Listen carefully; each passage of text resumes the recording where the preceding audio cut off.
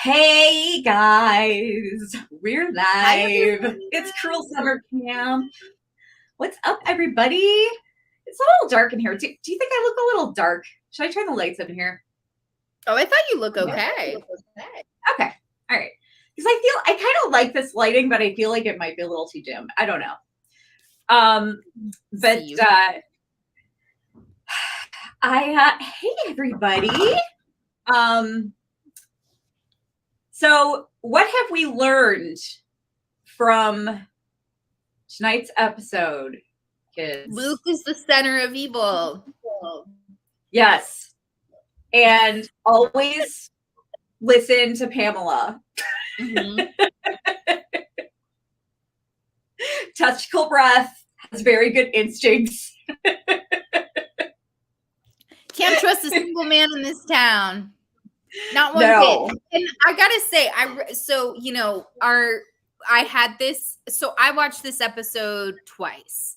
And when Jeff spoke up during Brent's icky conversation, I thought he threw in well, you need a woman's consent. I thought it was a consent comment.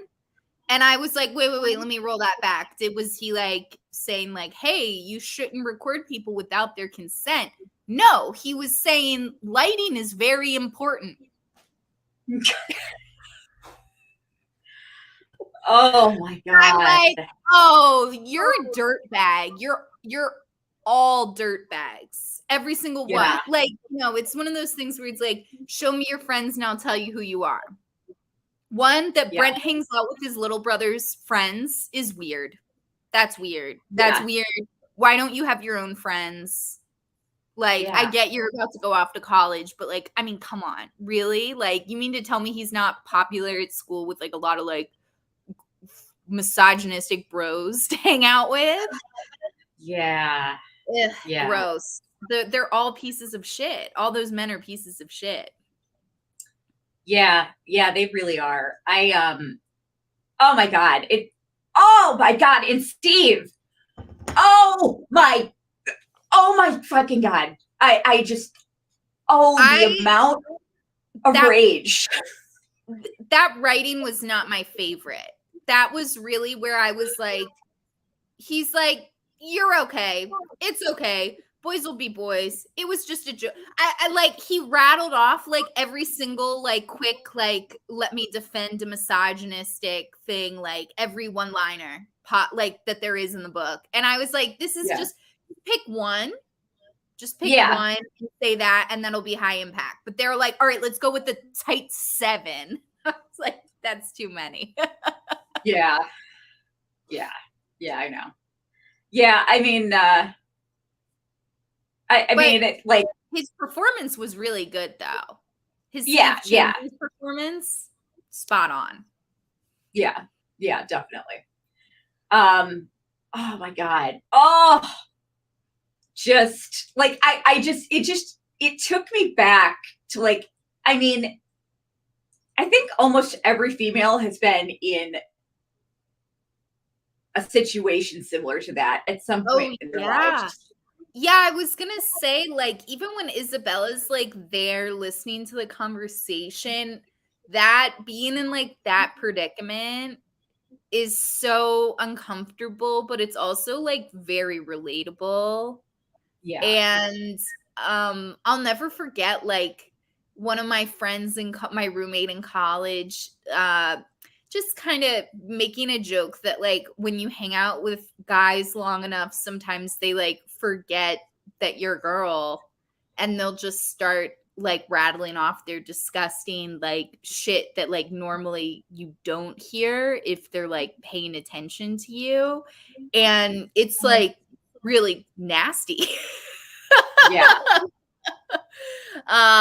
So I don't know. It's just also he's doing that within Isabella's earshot. He knows she can hear that.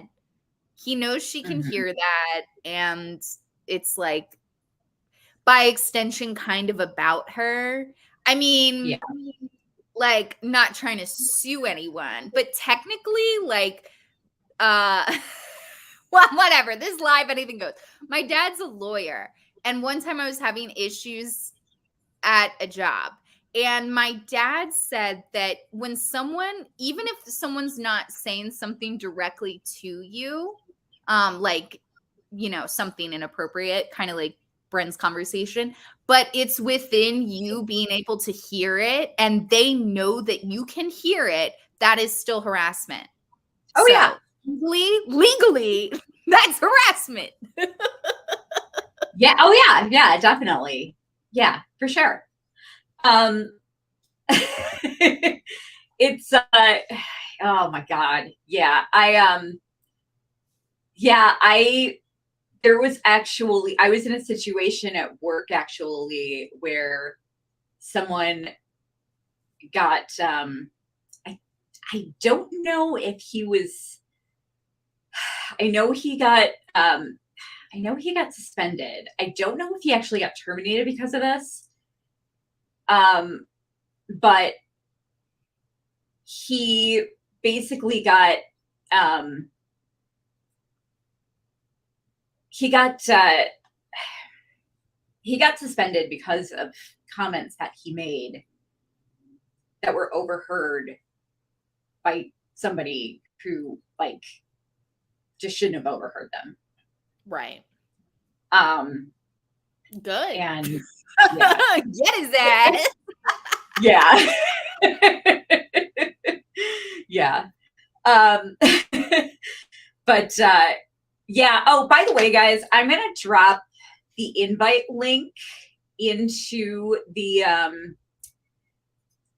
chat if anyone is come hang out with Testicle Breath and Chambers Free. If anyone's feeling particularly brave. Do you know who I'm dressed as? Wait.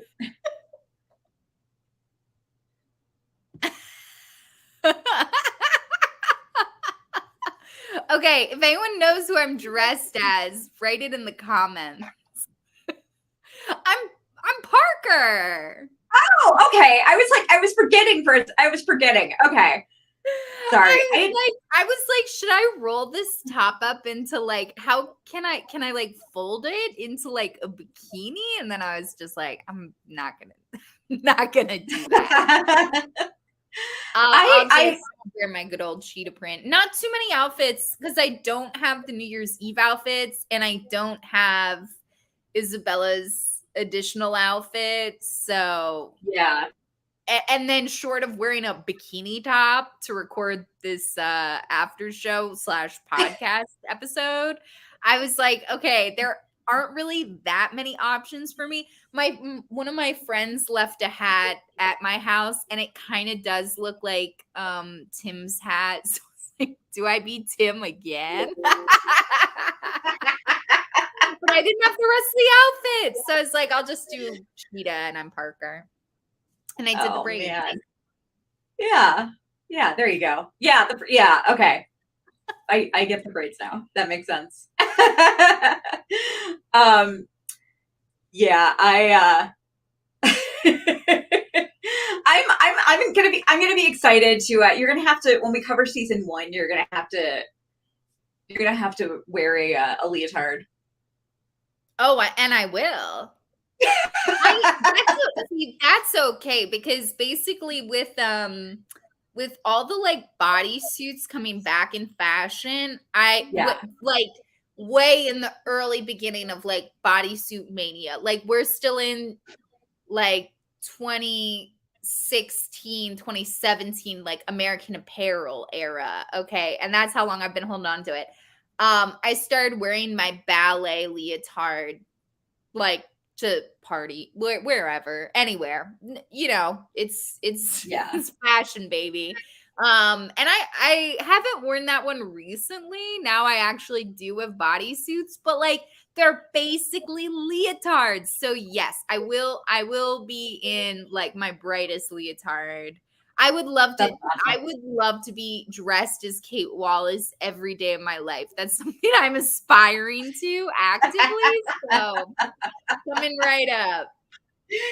That's awesome. So I know I made a promise that if Isabella did anything that made her not completely innocent, that I was going to burn my little flash drive in effigy. I'm a liar. I'm not burning my flash drive. I didn't burn my house down. I'm not burning my flash drive. What should I set on fire? I'll burn I might burn a car. You're gonna burn. I might burn a picture of a car. I might burn a picture of a car. Oh, hi, Clara. I'm glad you love the bear costume. I think I'm completely wrong now, and I'm really sad about it. Am I sad I wore the costume? No. I just feel like, look, if we haven't seen the bear costume arrive at this point, but also, like, somebody tell me, why was that shot in there? I think someone last week in our after show brought up that, like, the ice plunge is called, like, the Arctic plunge, and maybe that was a reference to it being the Arctic plunge, which could definitely be the case. I'm just like, hey, why would you even bother recording that and being like, yeah, we made the polar bear costume this week? Like, why? Yeah, I don't get it. I don't get it. Yeah, but yeah, I mean, I don't get it. Like, I mean, the camera was just like, why would the camera just linger there? Same with the fireworks, Kelly.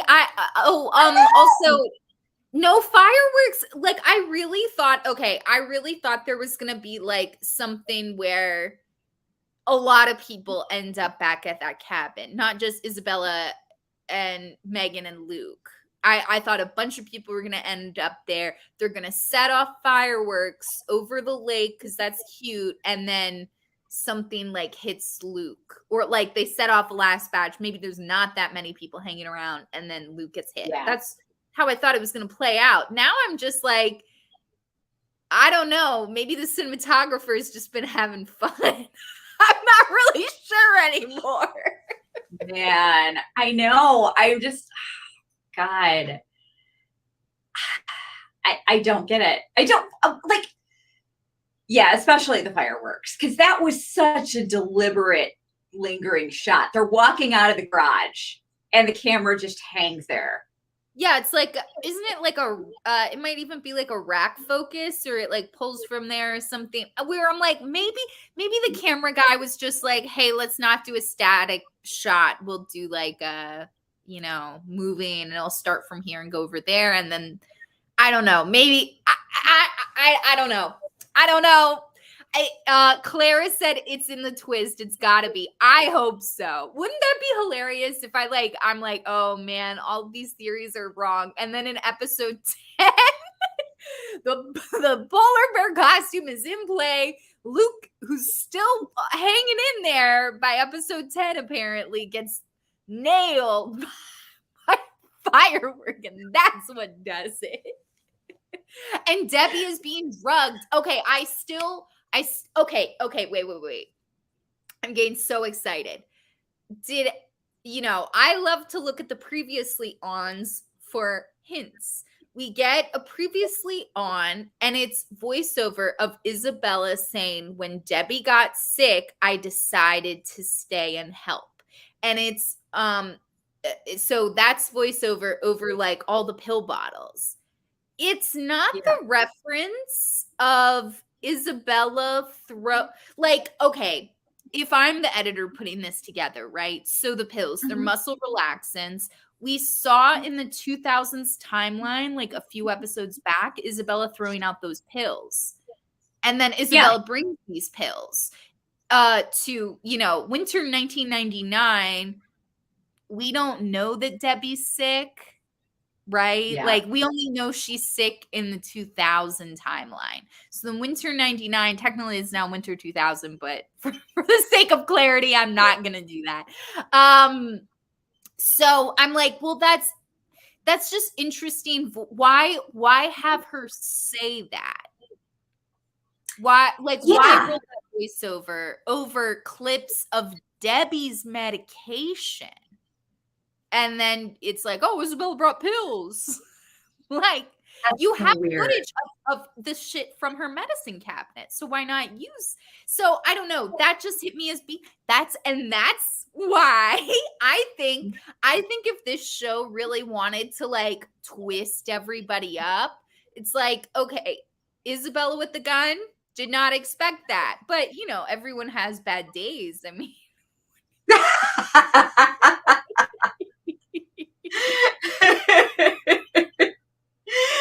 oh my God.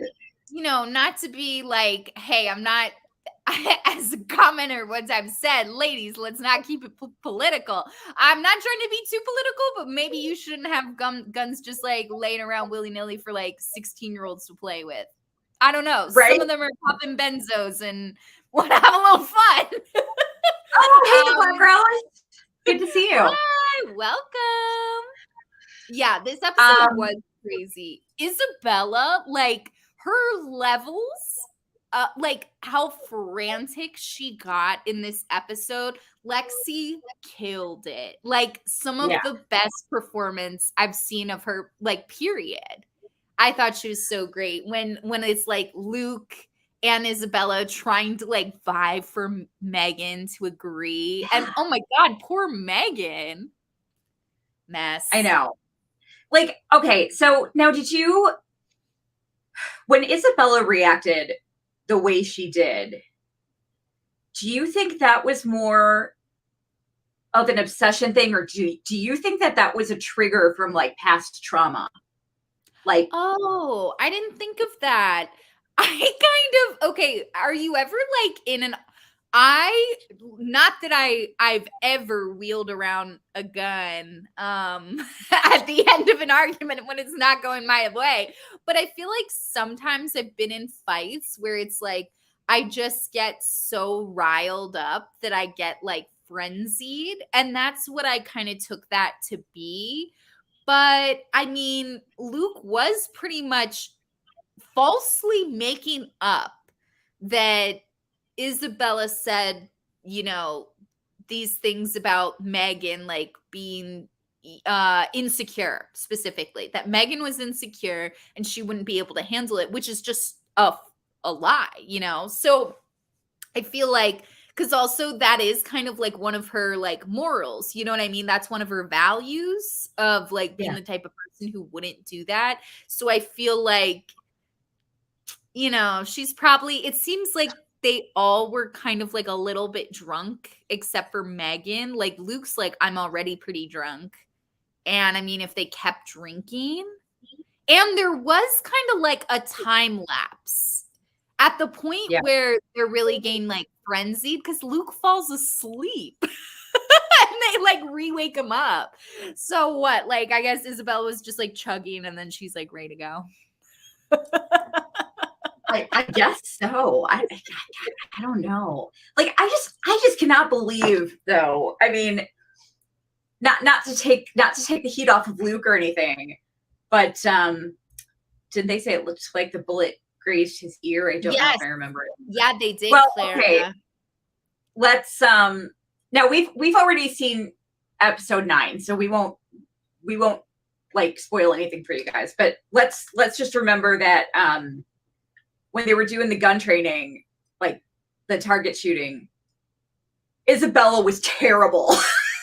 Yeah. And she's also drinking.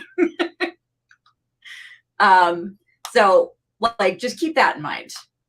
Like, that's what I'm thinking, you know, if I haven't seen the episode, if I haven't seen it ahead past this point. Oh, wait, going back to my, okay.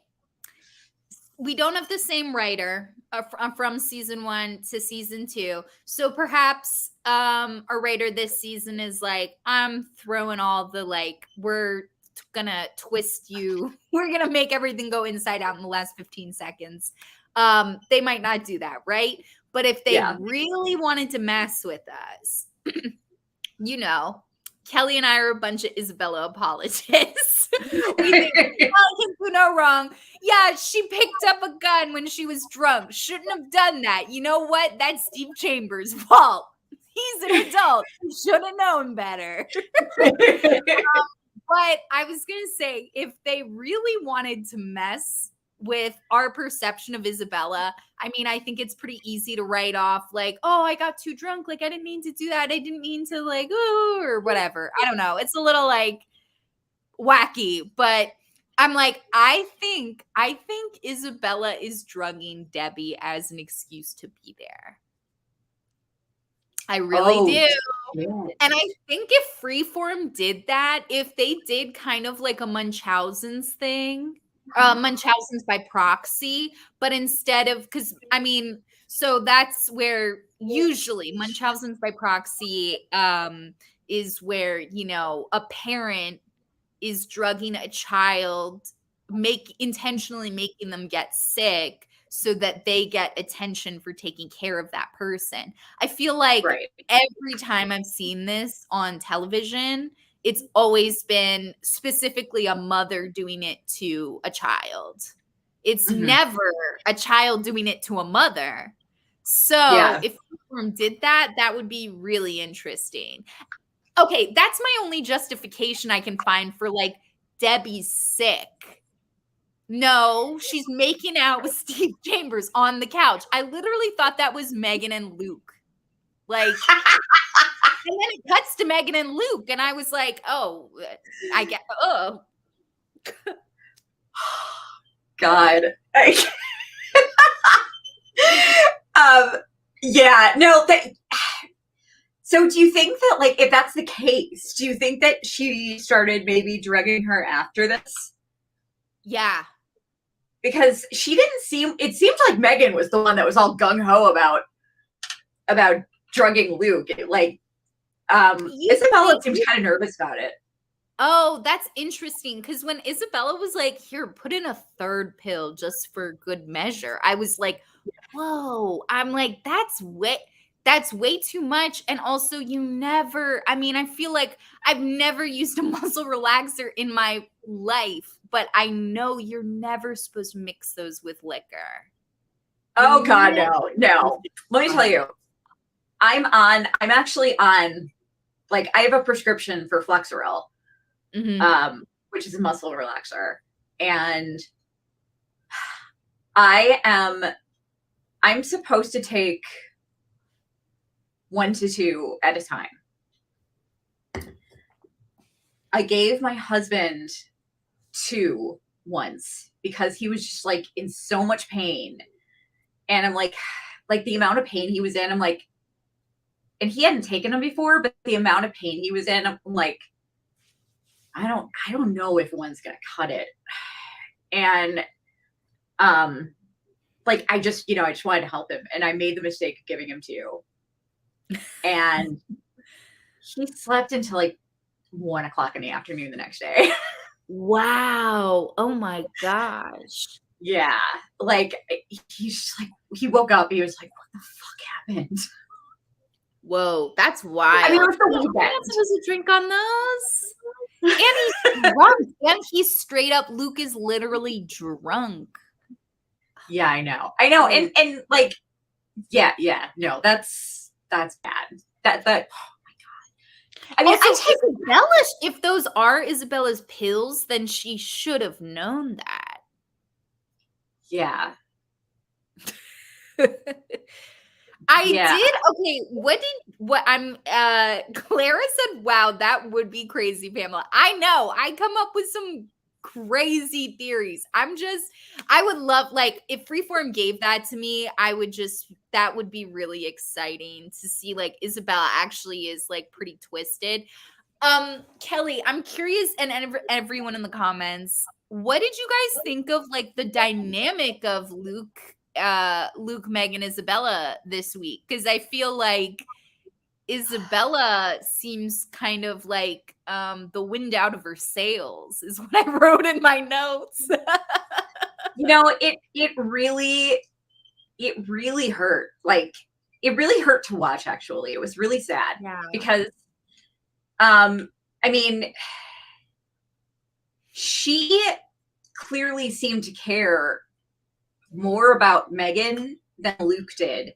But Luke has known her his entire life.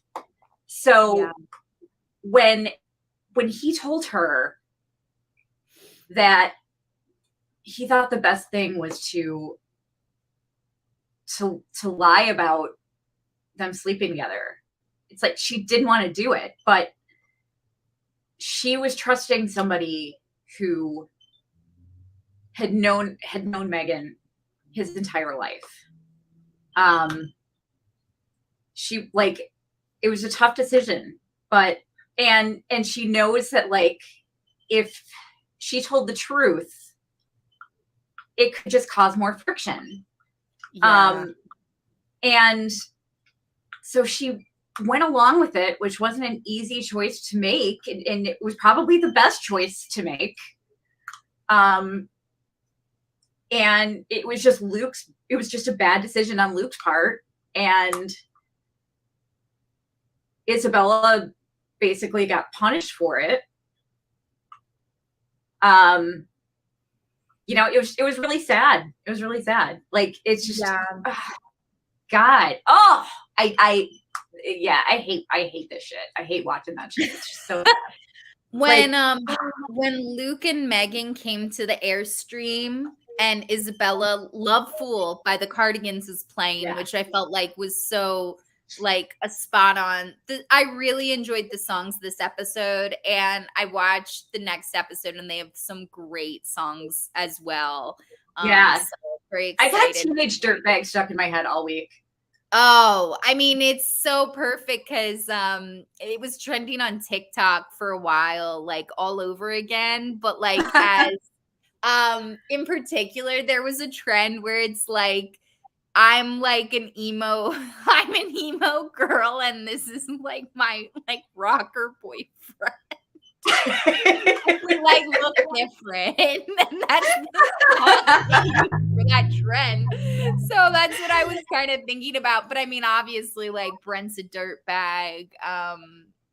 You know, even Semi-Charmed Life, which came on. It's like I love that song. That song literally makes me feel like I'm in a movie.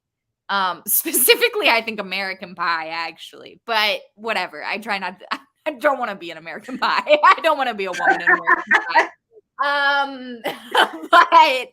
But even the lyrics of that are, you know, it's like, I don't want this to get flagged, so I'm not gonna say the lyrics. I'll look up the lyrics.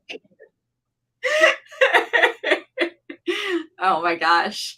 You know what? Like, one thing that's still driving me nuts is the lack of body glitter on the show. I agree. Like, I'm not kidding you. I freaking blinded people in 1999. Like, I went out covered in this shit. Like, yeah. I mean, and also, like, especially if they're going out to like the bar, like, why not throw some glitter on? Come on, Isabella. You see the background? I mean, guys, you see the background of our screen? That was what my skin looked like, okay?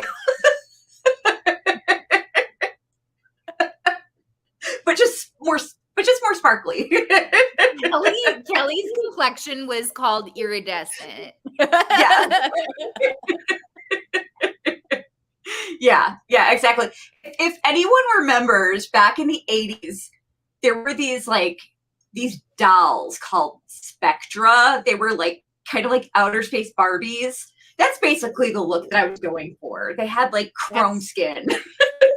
Like I love like looking back on all the like Y2K's version of like modern tech, you know, like that kind of where it's kind of like it's almost like mod, but like repurposed for like the computer digital age, like Y2K's version. And it's so like, I love it. It's so cute. It's so fun. Yeah. It's, you know what?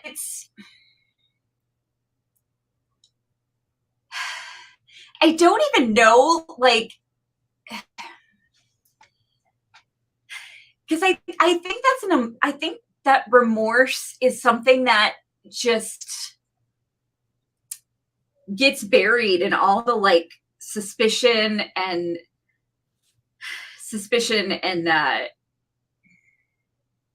mystery and fear and anger. You know what I mean? It's like there's so many emotions right now, like going on with everyone, and there are possibly, mine and Pamela's theory is there are only two people alive who actually know what happened, and that's Brent and Ned. That's our theory. And I don't think the girls, I don't know. I think they do probably have a lot of remorse, but there's just so much other stuff going on. The betrayal, the fear, the mystery, the suspicion, I feel like we get a little glimpse of it. I think it was like an episode or two. I think it was 2 episodes ago when Megan is crying at Luke's grave. Yeah. I feel like that was Megan's version, which like, oh my gosh. I mean, like literally he was going to be like, you lost your virginity to him. You got pregnant with his child. You kind of had a hand in his murder. Like that's a lot. That's intense. Isabella, though, we haven't gotten anything. And I feel like for her, she feels so intensely about Megan that the Megan of it all really like Luke's just like a thing that got in the way. Which also like if the pills are Isabella's and like, I mean, they have instructions that are like, don't drink on this. You know what I mean? Yeah. Which I think they say in this episode, the pills are Isabella's, or they say she brought the pills. I'm not sure. Yeah, I can't remember exactly what she said. But because I was going to say, if Debbie's on muscle relaxants, that also makes sense. That's why she's so absent. That makes a lot of sense. Yeah, she's like pumped out. She's popping pills. That's what she's doing at work. That's why she doesn't do a very good job at her job. She can't make any money. She's too busy spending it all on pills that she gets from Jeff. Our other theory is that the pills in Megan's backpack from episode 2, that was Jeff's. And Jeff is stealing drugs, and that's how he pays for his equipment. And in this episode, I thought, Kelly and I were talking a little bit before we went live. She was like, oh, do you think he's like selling the sex tapes? Still could be, but I think the drugs are in the tape, and that's how he does handoffs. Yeah. By the way, I just want to give you like major kudos for not only, you know, realizing a lot sooner than I did that Luke wasn't really much better than Brent, but also, my God, my ADHD brain. It's been a rough week, guys. I had a thought in my head that I was about to give you kudos for, and I totally forgot what it was. Something about the sex tape. I mean, my theories. Oh, go ahead. No, it was like, it was just like, it was the way that you said it. It was like, because it was what you said about Luke and Brent. It was so hilarious because Isabella basically echoed exact tonight. She had the same line tonight, like that echoed exactly what you had said like 4 weeks ago. I feel so aligned with some of the lines of dialogue that Isabella has. She'll say something, and I'm like today, this tonight's episode when she says to Brent, like, why don't you hang out with people your own age? Like, don't you have any other friends? I'm like, yes, exactly. Like, that's like a weird, creepy older brother loser thing. Like, you're hanging out with the writers are watching us, and they're rewriting Isabella's lines based on things you're saying in the show. And they're just like dubbing Lexi. Let's Lexi, look, we know we already filmed. You got to do some quick ADR. Come to the studio. I know this is SAG strike. Come on. Quick. Pamela Moore said it this way, okay? Yeah, because like she said that she told Luke that he's worse than Brent because at least Brent isn't. Yeah. Yeah, I felt justified. Where she was like, yeah, well, at least, or actually, was it Jeff? Oh no, it's not Jeff. It's Isabella that says it. Where she's like, at least Brent doesn't pretend to be like a nice guy. You're pretending to be a nice guy, and then you're an asshole. And it's but see, you know, I'm right about Luke just because generally I feel like I don't trust men very much. I'm not saying that one should not trust men. I'm saying that personally, I can't trust men unless it's my boyfriend. And then him I trust, everyone else no. Yeah. That's the killer instinct in me. Yeah, no, I hear ya.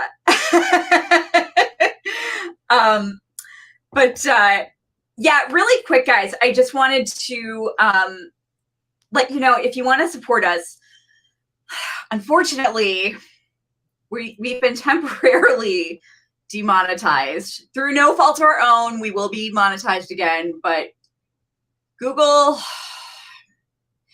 messed up our financial information, and somehow we have to get penalized for it. Make it make sense. I don't know. But so we're not going to get like any back pay for it. I mean, basically we're not running any ads. So we're temporarily demonetized until whatever Google sorts it out. So if you feel like supporting us so we can pay the bills and keep the lights on and, you know, keep making great content, it would be awesome.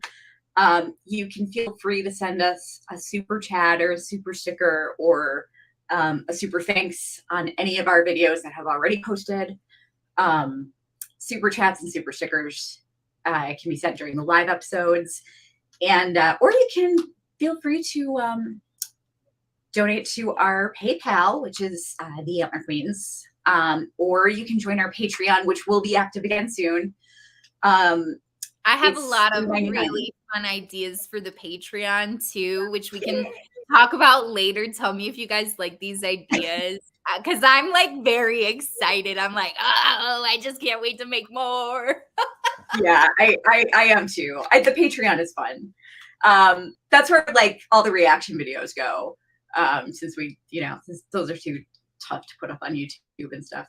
But that is patreon.com/@the-Antler-Queens. It's just been on hiatus while I like recover from this nasty back surgery, because I'm kind of just doing the bare minimum right now because everything hurts. I was like trying to put up t-shirts. I was trying to put up merch last week, and I overworked myself for one day and spent the next week thinking I was dying. So not worth it. Yeah, so I'm just gonna listen to my doctor and wait until he tells me I can start like getting back to your normal. Doctor is one of our viewers and he's like, thank God, Kelly, cut it out. It's like, I've had how many back surgeries? I should be smarter than this by now. Like, I'm impatient, man. Like, I have a leg that works again. I want to like get back to work. I would be the same exact way. Like, I haven't felt my leg in ages. My leg is working. I want to like do stuff. I want to work. But I'm like, oh my God, this is so annoying. So annoying. I'm so bored. Poor girl. Whatever. Please follow us on Instagram if you're not already. I've been posting on stories a lot. If anyone has any supercuts or fan edits of Cruel Summer, tag the Antler Queens because I will repost it. Everyone will watch it. I've also made a Cruel Summer TikTok. On TikTok, it's just we have the Antler Queens TikTok, but specifically the ones I'm currently posting are on Cruel Summer Camp Pod, POD.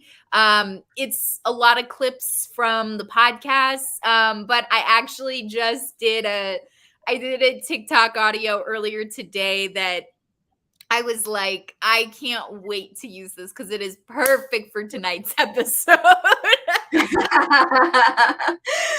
Claire, so awesome. I'm honored. She said, oh my God, I heard all those lines. And I was like, I heard it first on Cruel Summer Camp Pod. Hell yeah. That's so cool. That's so cool. I love it. I'm mentally framing that in my heart. I know. It's like I know. I love it. It's on a pillow in my brain now. That's so awesome. I might one of my friends that does some crocheting, I'm like, maybe she can make that for me. That'd be funny. It's like you come in my house. The pillow says I heard it first on Cruel Summer Camp Pod. Oh my gosh. You'd be like, what the hell? And then our merch shirt is a sex doll and it says Cruel Summer Camp. I'm like, hey, what's up? I feel like, I swear to God, after this week, I feel like we need to incorporate into our logo a gold star that says we tried. You guys, we're okay. So, we get the episodes ahead of time. We're recording a lot and we post our recaps on Tuesdays. We're recording a live recap tomorrow because we have tried to record this recap so many times. We need like a counter that's like we've had blank days without incidents. Yes. Oh my God. Yeah. It's I can't even just think about it right now. Oh, we got a really nice podcast review. I'm not sure if they are here today, but since this is the after show, I will read the review because I was like, oh, that is just like literally my goal as a podcaster is to hear a review of this or like this. Oh, we got another really nice review. Okay, we'll read. Okay. Great. Then I'm going to read two reviews. One was from Did You Lock the Door? I do not know if Did You Lock the Door is here today. The subject is safe haven. And I was like, that's so nice. Listening to this podcast feels like sitting down to discuss a show with your best friends. I look forward to this show every week and highly recommend this show to anyone just looking for a laugh. Keep up the great work. I'm like, oh, wow. Aww. See, some people like to laugh. Yeah, exactly. And I'm like, that's so funny. You're like, just go listen. If you want a podcast that makes you laugh, go listen to this Cruel Summer recap podcast. I'm like, wow. Also, as someone who hosts a comedy show, I'm like, oh man, goal achieved. It's not even a comedy podcast. I love that. We also got a great review from Seven Kid who said fantastic recap of the episodes. They wrote, this is a great podcast by Kelly and Pamela that blend the reviews of the episodes with anecdotes from their own lives. It is very enjoyable to listen. I'm looking forward to reviewing season 1. Yeah, I cannot wait for season 1. It's gonna be so much fun. Yeah, me too. Me too. Like I'm really excited. I mean, like just as a TV fan, I actually really enjoy when I find a podcast, when I find a new TV podcast that I like. I always go back and listen to like their old coverage, you know? Oh yeah. Like it's so I'm really looking forward to covering season 1. Like my dream is that Freeform will maybe, like, I know it's an anthology, but I would love to, like, I don't know, maybe get like a mini series, like a 2 or 3 episode mini series or something, like a post season 1 2 or 3 Of like episode Kate and yeah. yeah. I just like it's one of those characters that, like, okay, like for me, Gone Girl, Gillian Flynn, I think about Amy Dunn and wonder how she's doing all the time. I think about Kate Wallace and wonder how she's doing. I hope right? she's doing better. I think she is. I think things in life will get better for her, hopefully. Yeah. I hope. I really Yeah. hope. Yeah, I know. It's like oh god, it's just, it was just that, like, the end of season 1 was just such a mind fuck. Yeah. It was like, just, oh my god. I can't wait to scream about it. I know. Oh my god. Cannot Oh, wait. I also I don't know if you saw it. I posted on our Instagram stories, Kelly. Someone did a mashup to the song You'll Always, that song that's like you'll always be a dumb blonde bum bum bum bum. They did a mashup of Kate and Jackie from Yellow Jackets. And then for the refrain of like, you'll always be a dumb blonde, it says, you'll always be a spoiled brat. And so I was like, oh, I commented from our account. I was like, oh, someone with like a podcast on both of these shows. Like, this is great.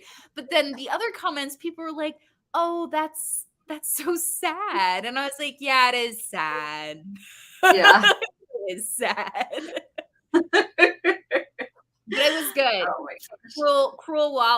Cruel Kate Wallace, or I think that's her name, who made those recap or those edits. They're very good. I'll keep reposting. Yeah, I think I'm familiar with that user. Oh my gosh. So okay, so we got the answers. What answers did we get tonight? We got the answers about how Luke got the pills in his system. Yes, we got the pills. We got that Luke made the sex tape.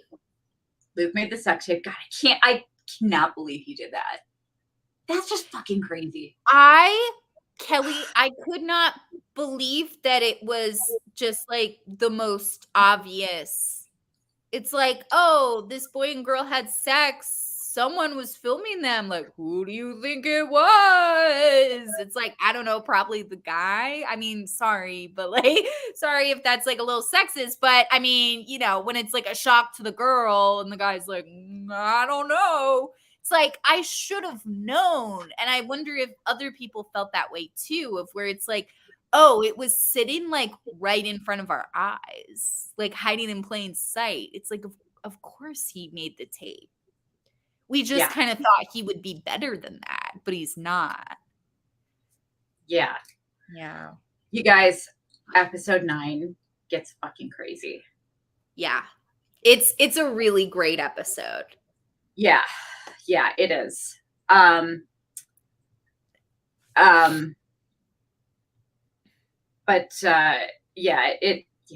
oh my god. But yeah, so we got the answer about the pills and the sex tape and who shot him. And that he was shot. I was so shocked that he was actually shot with a gun. I was shocked.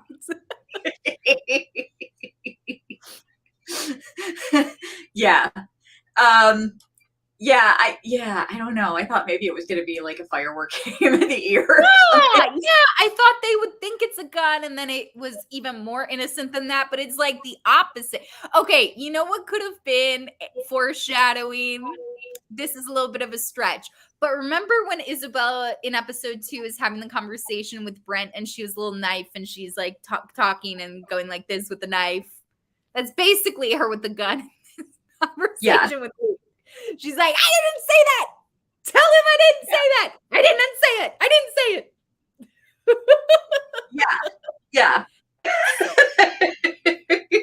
She just has to wield something around. I get it. Needs something in her hand. Oh my God. Like the way that, I don't know, and and it could just be her being drunk and like her possessiveness over Megan. But I just like the way she reacted. I mean, it almost seemed to be like a trigger of her past trauma to me. Like, I can see it. Like maybe, something went bad with her and Lisa, and it like caused a string of events that led to her death, Do you think we're going to get more information about Lisa? We have to. I think we have to as well. I think we're going to have to. And I mean, especially that they left it. I keep mentioning that the show like leaves in this detail and there has to be payoff. But I'm like, what if there's just no payoff to anything I point out anymore? Trevor like doesn't call Megan back. So I feel like there's got to be follow-up with that.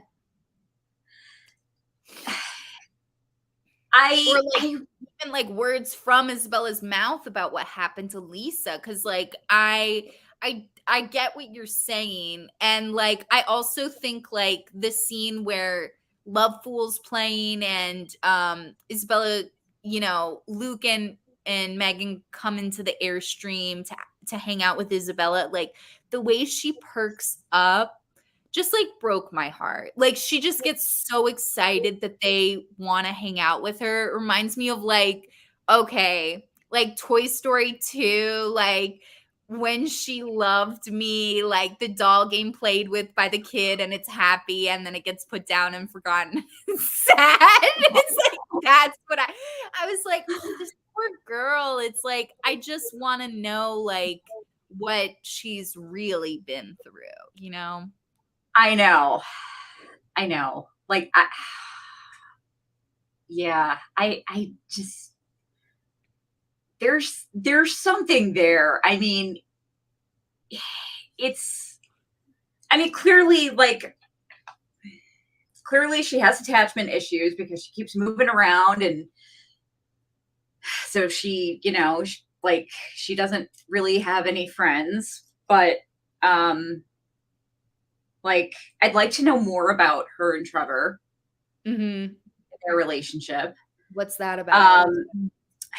But I'm trying to find I'm on the IMDb. Like the Cruel Summer IMDb is not updated very often at all. Like literally, I think every week we end up saying that. Yeah. They only have the actor who played Trevor, Ali Sholatan. They only have him down for that one episode, but that means nothing because it's. Oh, I didn't realize that he's Carlton in Bel Air. Oh, I haven't seen Bel Air. Okay, now I remember seeing him in the commercials. Now it's clicking in my head. Because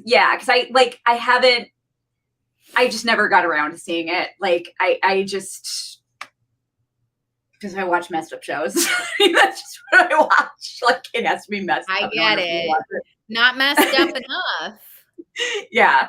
But I remember I remember seeing the commercials for it a lot. Now I can actually see him in the commercials. So yeah, that makes sense. yeah, him being listed in just the one episode doesn't mean a whole lot because he's because they don't update it very much. But yeah, I think Bel-Air is like, I think it's more serious than I think it's more of a drama. Yeah, it's like the dramatization of the Fresh Prince of Bel-Air. Yeah. But I wonder if Ollie ever learned to do the Carlton dance. Oh my God. I don't know, but I mean, it's iconic. I know. But it's to what's his face who has It's Not Unusual. Yeah, it's not Tom Jones. Tom Jones. So I'm like, would he really do a Tom Jones dance? Like in our year of, well, actually, I think that show came out in 2022. In our year of 2022, would he really do a Tom Jones dance? I don't know, Yeah. but I hope so. I love the original Fresh Prince of Bel-Air. Love that. Oh also, my talking God. about tragedy, when Hillary is dating Trevor and he's like, Hillary, will you marry me? Yes. Now that's a tragedy. Now that's drama. That I think they will keep in the drama version. I think they can keep it. Yeah, for sure. Oh my God. Yeah, that's one of those shows that I used to just like, I've watched every episode so many times. It's ridiculous. Like we were in, me too. I was in Cabo San Lucas with a couple of my friends and we were just like a little hungover and just didn't feel like getting out of bed yet. So we were just watching Fresh Prince. That's the best. Yeah. I was in a Nick at Night family. We were like a Nick at Night TV Land family. So I watched like Gilligan's Island, Bewitched, I Love Lucy, of like the TV Land stuff. And then Nick at Night would be like George Lopez, like Fresh Prince. Yeah, so George Lopez has a show with his daughter now. And I went to the taping and I saw George Lopez in person. I was like, oh my God. And okay, guys, so I'm in Los Angeles. I've seen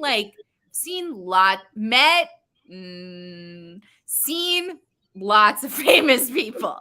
Lots and lots of famous people. I've seen Matthew McConaughey, short, a little washed up looking. I've seen Keanu Reeves. I've seen like all these people. The person that I saw that I like really lost my mind, I was like through a loop when I saw her, was the girl who's George Lopez's daughter in the George Lopez show. I went to an event and she was there and I was like, because I was like, it was one of those things where it's like, I like that show I watched like every night, like the back of my hand. I was like, oh my God, I feel like I know you. And then like we were at some like event at like a management company, but like the overflow parking was like in the Whole Foods parking lot. And so like I was an unpaid intern. So like I'm getting in my like dirty car. And she's like also walking to the same parking lot, getting in her also dirty car. And I was like, wow.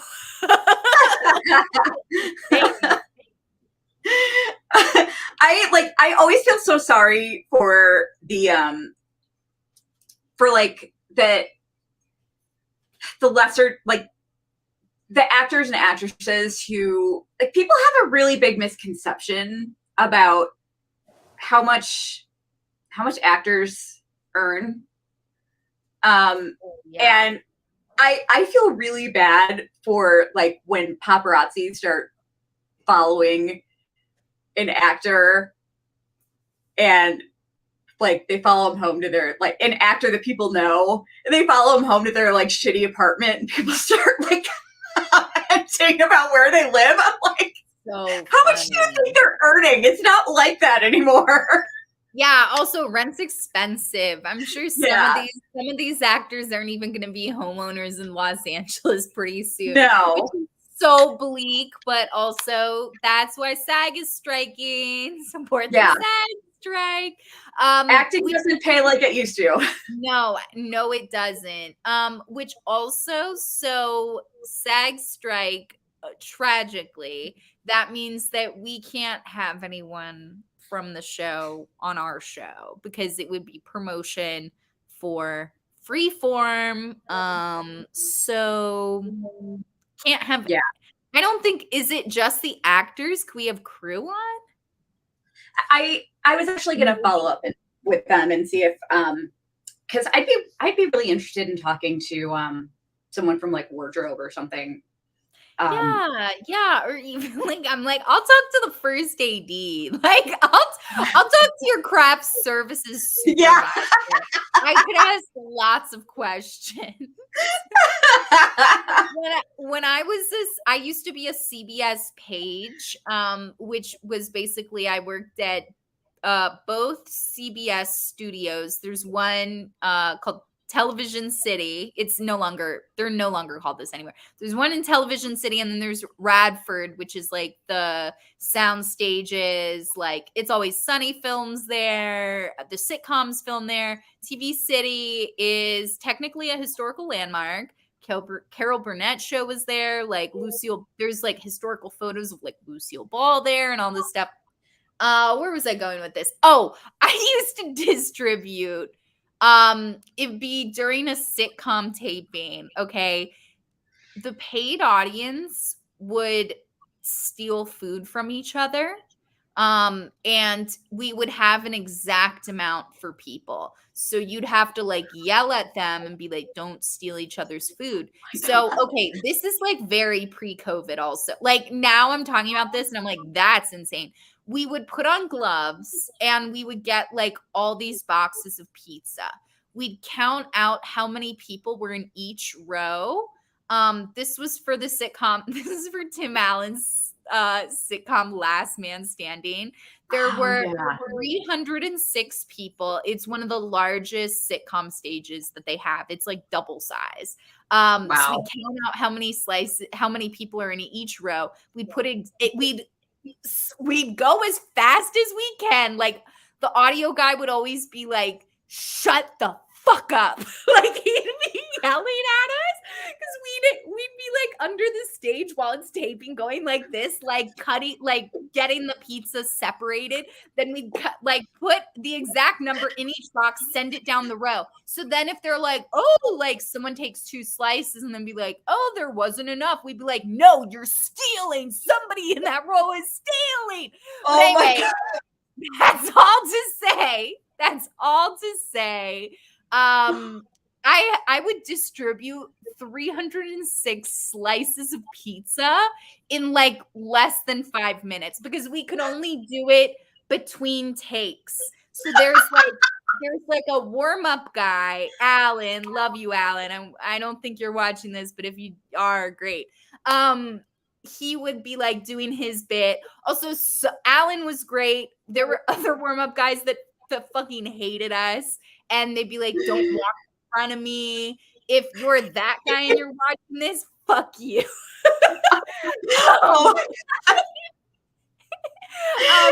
was a bunch of like, all this whatever. So we'd have to go like really fast, and we'd be like, "Here, take this box, take one, pass it down. Here you go."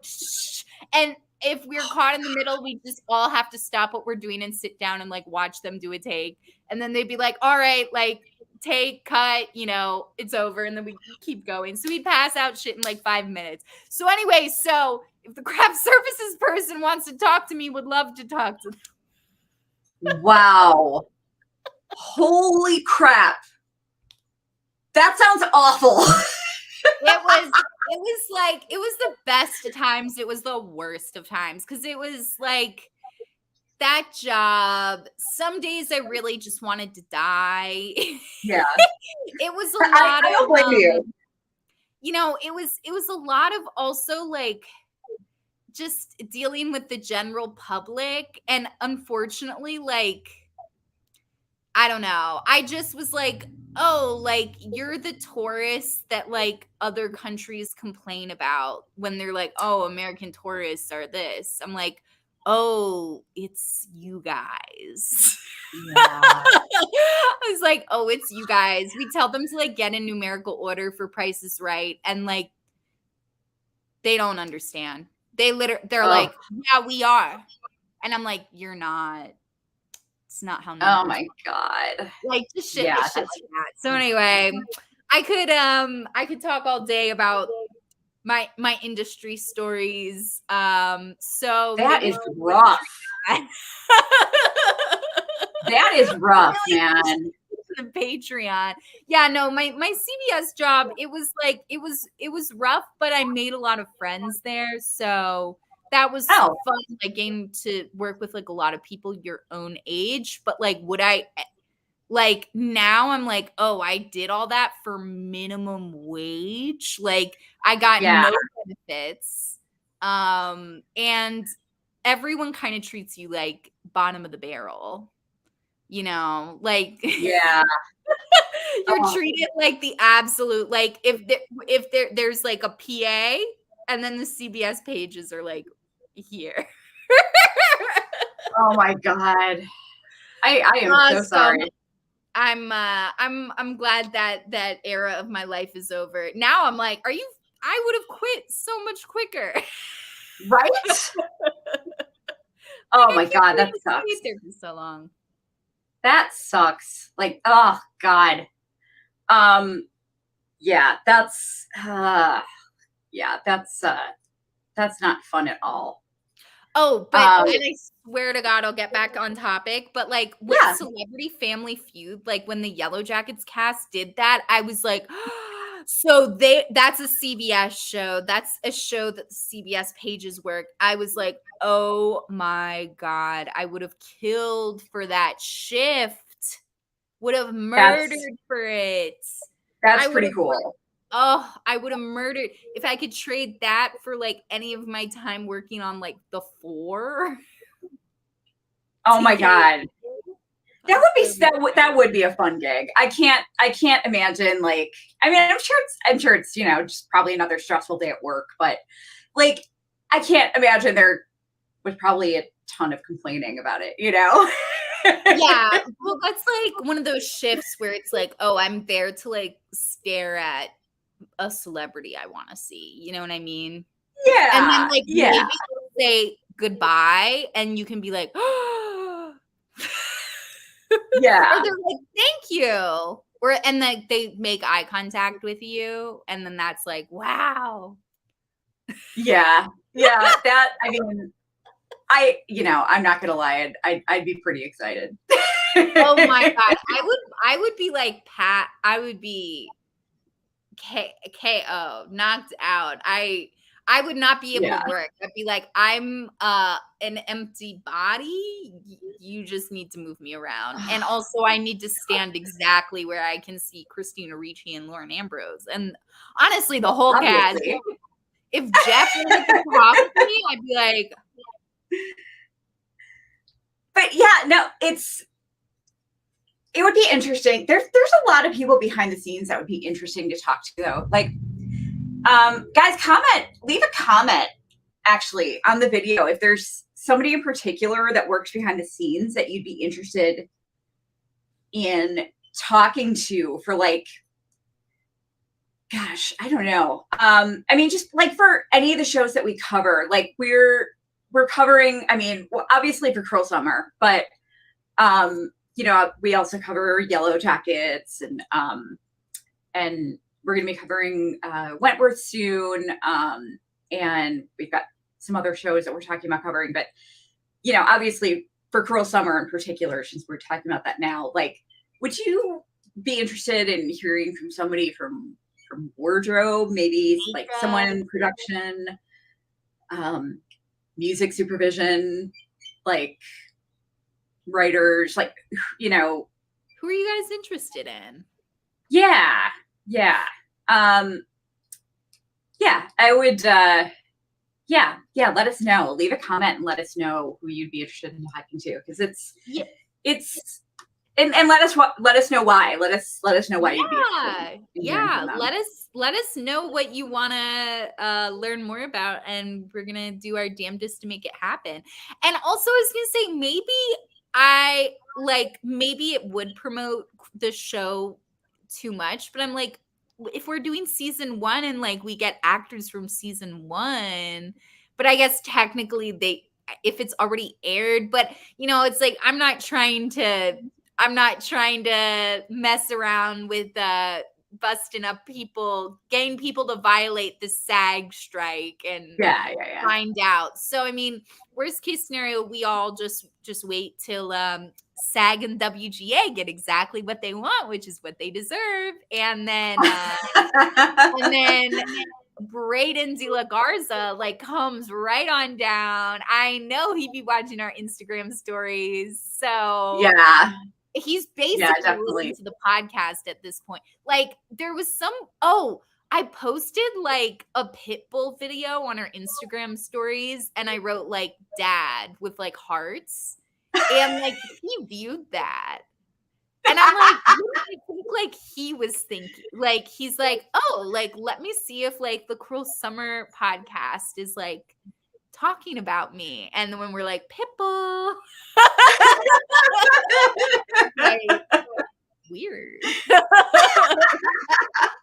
That's so funny. I like you're gonna die when you see some of the stuff that I'm working on, that like some of the stuff that I have ideas for like when I'm feeling better and can do more. Oh, I can't wait. I sent you a recording of me singing Cruel Summer by Taylor Swift, by the way.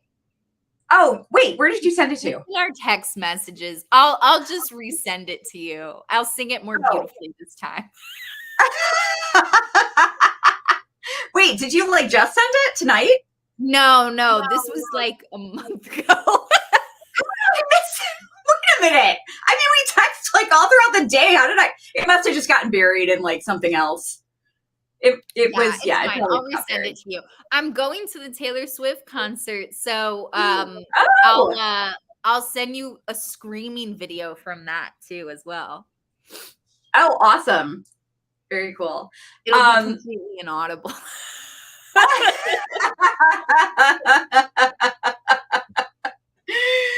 That's cool. That's fine. I'm like screaming is always good. Good screaming is always good. I went to a concert recently, and there were way more kids like definitely going to their very I would say like 10 to 12-year-olds. Yeah. And I was like they're there, and the mom would be like, we're holding hands, or be like, Jessica, where are you, Jessica? And I was like, oh my God, like I'm triggered. Like I feel like I'm a kid I'm like, oh my God, I'm away from my chaperone, you know what I mean? And I was like, whoa, like, and when the concert started, there was so much like girl scream, you know what I mean? Just like, like girl scream. And I'm like, Taylor Swift is gonna be like deafening. That's gonna be like the most screaming I think I've ever heard in my life. I have to say though, like I know you love Taylor Swift, but I'm a little mad at her right now because she's just like, she's killing us in the algorithm. Oh, I switched up our hashtags. I write Cruel Summer Season 2, and then I write Cruel Summer TV, Cruel Summer Freeform. It's really bad on YouTube. It's tough out there on YouTube. She like owns YouTube. So share our content, guys, if you can. That would really help because Taylor Swift owns YouTube. So tell Taylor Swift that she needs to give Cruel Summer back to us. Yes. We had it.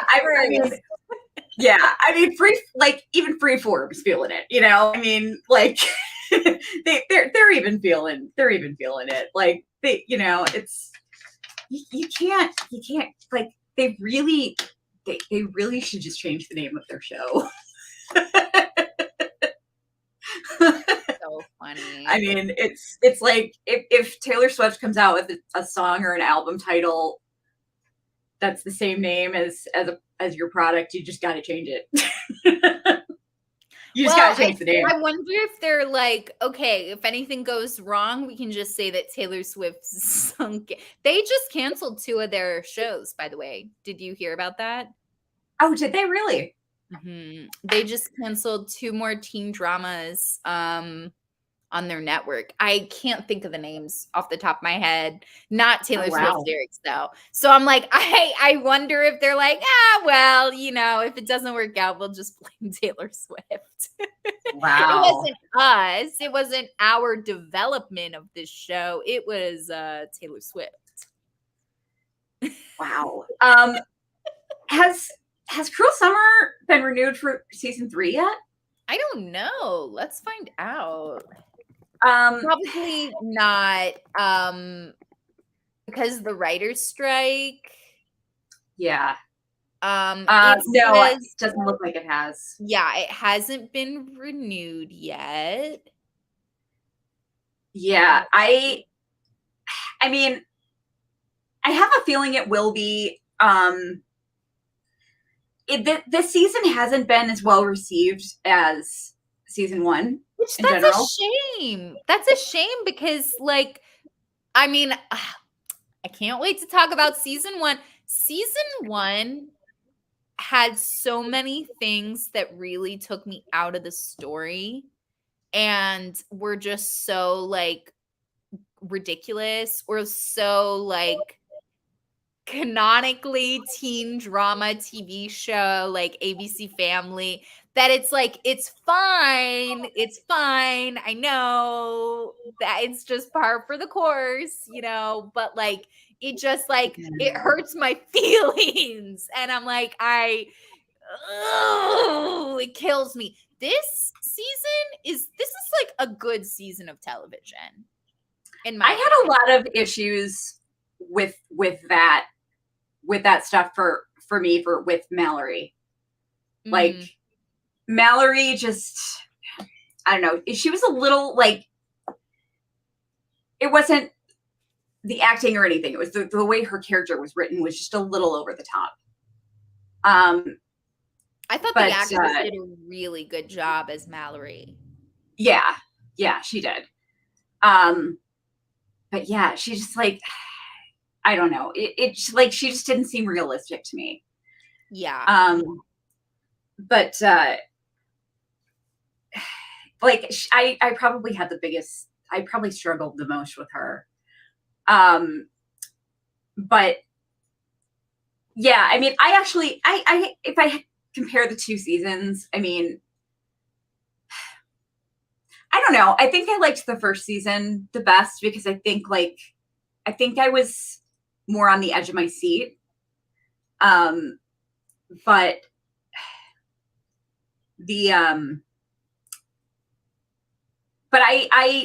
yeah, it seems in general, the general consensus that I'm seeing is that I'm liking season 2 a lot more than a lot of other people are. But it seems to still be their biggest drama. I was thinking about this because so when you asked me to do this podcast, I binged watched season 1. And I'm like, I wonder how me taking notes on the timelines affects how I'm enjoying the episodes. I do try to just watch it straight through and then take notes afterwards. But I wonder if season 1, when I am taking notes, when I am organizing the timelines, if that will help me enjoy it more. Because sometimes I do I feel like you could use notes on, especially when they're flipping between timelines. You're like, wait, what's happening? So yeah, I'm curious to see how that affects it for me. Season 1, I just felt so frustrated. We didn't see when I was watching it pre-episode 8 or 9, which is the really big Martin Harris episode with Kate. I was like, why are we not seeing her kidnapping? That's what I really want to see. That's what I want to see most. Where the hell is that? And then it started and I was like, oh no, wait, this is what I wanted. One of my friends, when she heard I was doing this podcast, she was like, oh, I got to check out season 2. She was like, for me, I fell out of season 1 when Martin Harris, when the year is supposed to be, what is it, like 1992? And Martin Harris hands Kate bags of hip peas to eat in the basement.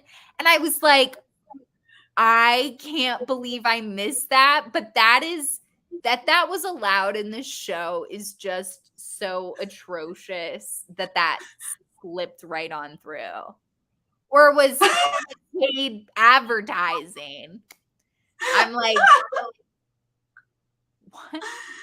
Oh my God. That's funny. And if you look back, there's like a huge thing of hip peas next to her. Oh my gosh. Huh. It's big. We'll get there. Can't wait to cross the hippies bridge because Oh my gosh. got some things to say. You know what the show is really good at though, that I love, and they were good with this in season 1 and season 2. They're really good at sprinkling these moments in the show that are just so like relatable and realistic and just like little slices of life of like just average childhood. Like, Yeah. Like, for instance, when they're all riding, in the first episode, when they're all riding on their bikes and they're singing I Go, like it just reminded me of like, me and my friends when we were kids, just like, cause it's such a non-important thing. And like a lot of shows just don't take the time to include stuff like that. And it's just so special when shows do that. Yeah. I feel really seen by, I think, over the 2 seasons. Like we're talking about the Isabella scene where she like is overhearing Brent. And I'm like, I've been in like a situation like that or like similar to it like so many times. And like season 1, like, oh my God, wait, who's her main? Not Kate. Who's the other one? I keep wanting to call her Michelle. That is not her name. Wait, Jeanette? Jeanette, thank you. I'm like, I don't know why I wanted to call her Michelle. It was another fan edit, and they used a song Michelle, and that is in my head as Jeanette Turner's name. Jeanette, like young pre-makeover Jeanette, like the way she talks to her friends and like where she's like, oh, the weed, I like flushed it down the toilet. I'm like, that is like exactly what I would have done in like the 8th grade. Like there's just so much stuff where I'm like, wow, or even like her interactions with Mallory where it's like she gets like ticked off that Mallory's like bossing her around and like there's kind of that like friction between them. That's so realistic. And like that's like it's so comforting to see TV that has like those parts of life in it, Yeah. I love that. Like, and another example is the scene with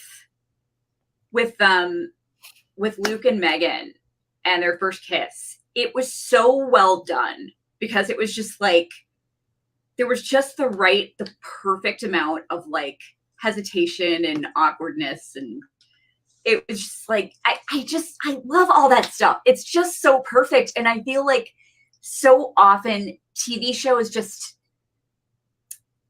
everything has to like if they're going to put in moments where characters are just like where they're going to make it seem like characters are just hanging out and being silly or wasting time or whatever, it's got to have some payoff later or something, and it just it seems like you don't often get to see just those like random little slices of ordinary life. And I just really appreciate that. It's just so delicious when you get to see it. Yeah. It just, it really helps you connect to the show and the characters, you know? Oh, Like, yeah, for sure.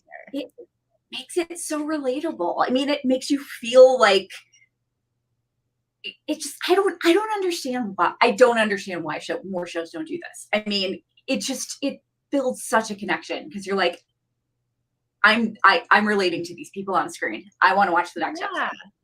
You know? I want to I need to see these people's stories play out now because they're making me reminisce about my childhood.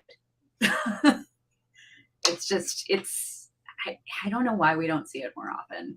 It's like, I guess, you know, it's like you only have there's so much that gets cut out of an episode. And it's like, I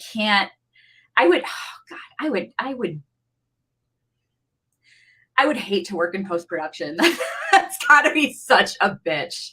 Like, I'm sure so much amazing stuff gets cut out, you know, but it's so great that we get to see that that kind of stuff sometimes. So it's a shame that season 2 of Cruel Summer isn't getting as well received. And I do think that the suspense, I agree that the suspense isn't as interesting personally to me as it was in season 1. But overall, I just think there's a lot to appreciate in this show that we don't really get in a lot of other shows. I agree. It's really smart teen drama. Cruel Summer season 2. Yeah, it's really smart teen drama. It's done really well. And I mean, you know, and like a few episodes ago, the episode with Luke's birthday party. I mean, I totally ragged on that episode. Oh, yeah. I mean, the Jell-O shots need to be in containers. Like, ask anyone who parties ever. Have they been to a... I'm not going to say anymore because I don't want to get myself in trouble. But I'm like, listen, just ask a young person, hey, do you take Jell-O shots? How do you take them? Yeah. With vodka in little shot containers. You order 100-pack on Amazon. That's how.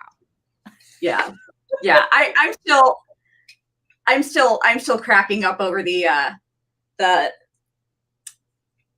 I hot now? No, it's the reverse. So it's like, oh yeah, I thought you put the yeah, so funny.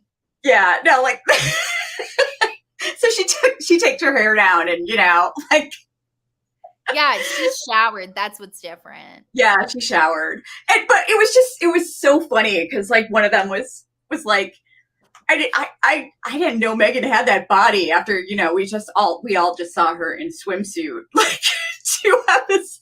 Yeah. Oh my gosh. Yeah, she's always in those drapey overalls. Ugh, yeah. I can't see your body at all in that. Yeah, it was, and then, you know, the falling on top of Luke. There was so much corniness in that episode. So I'm more than like, I will rag on something when it needs to be ragged on. Oh yeah, but I'll come for Cruel Summer. I mean, if there's no payoff to my polar bear thing, I need answers. I won't rest until I get an answer about that. Listen, I'm a little hurt about Isabella right now. Not gonna lie. I mean, she wielded a gun. Yeah, I mean, like I you know, as a permanent Isabella apologist, I wanted her to be like, you know, perfect and flawless and in every way, and like, you know, brandishing a weapon and almost killing Luke, and, you know. Yeah, not the best look for sure. But, you know, I think that's Steve Chambers' fault. Let's blame it on Steve. Let's just blame it on Steve. I will just say this. Adult. He should have taught his sons to be more gentlemanly, and maybe they wouldn't be making sex tapes, and then maybe his son wouldn't have had to get tied to the bed and potentially shot at by Isabella. Yeah. I will just say this. Luke has a line in episode 9 that, as much as we're hating on Luke right now, he has a line in episode 9 that is very, very spot on and very satisfying to everyone who hates Steve. That's all I'll say. Everyone will enjoy it.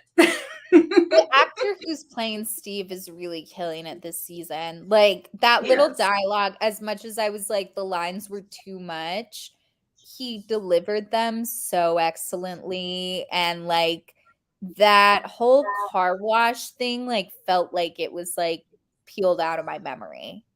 And oh my God, I mean, someone like undoing your string bikini, that's like, I mean, talk about a nightmare. That's like a nightmare of mine always when I was in high school, is that like my top would like fall off in front of everyone or like something like that. Like, and that he just undid that. That's like my worst nightmare. Yeah. Oh my God. I mean, I was swimming in the ocean one time and like just barely, and it was nobody doing it to me. It just happened. Like, I had lost a little bit of weight and didn't realize that my swimsuit didn't really fit me as well anymore. Just barely grabbed my bottoms as they were like hanging off of my ankle. Oh like, my God. I was almost forced to walk out of the ocean bottomless. Like, barely got away. Like, I mean, I can't imagine. And if somebody like did that to me as a prank, oh my God, no. No, that's so not okay. Yeah. Oh God, no. That just made me rage. That scene missed. Oh, and Steve's like, "You're okay." Like, I just that made me flash back to like, there was this incident where I was walking. This was back when I lived in Chicago, and I was walking from work to the L, and I was walking past a McDonald's, and I was walking over like the delivery doors that are in the sidewalks that open up. And if there's a delivery being made, the doors are like supposed to be open. So I'm just and someone's supposed to be keeping an eye on it. So I'm just like walking to the L. As I'm walking across the delivery doors, they open as I'm walking across. I go flying. Oh my gosh. And like, fortunately, I wasn't hurt that bad. I sprained my knee. Like, it could have been a lot worse. Mm-hmm. But I like, the manager came out and he was basically just like, you're okay. Like, that's what that reminded me of. And I'm like, yeah, it's a different kind of situation, but I'm like, it's like, don't tell me what I am. Yeah. Oh my God. But yeah, that made me rage. But I'm just, and then his interaction with Debbie just made me so mad too. Oh, that Debbie even answered him. I was like, Debbie, you don't owe this man anything. Like, yeah. I really don't understand. I mean, I do understand it's because this is a TV show and that's how TV show works. But Yeah. it's like, I really don't understand why she can't just be like, Steve, I'm not speaking to you. I don't need to answer, and I shouldn't answer a single thing you say, and then just walk into the building. She like Yeah. always like indulges him. I'm like, girl, cut it out. Yeah. I mean, they shouldn't be talking at all. No. They should be staying far away from each other. So I don't really like, yeah, I don't know. But yeah, I mean, he was just, oh my God, he was such a hypocrite.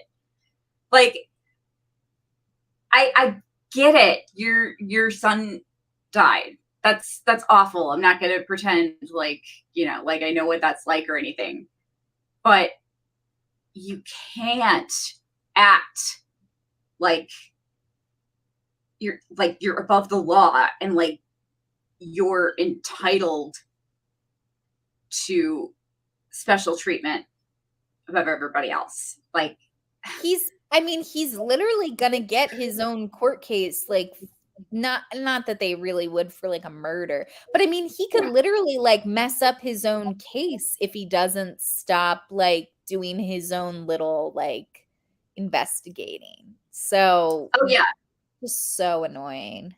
he's totally going around the law. I mean, it's like the way he's acting is not very legal.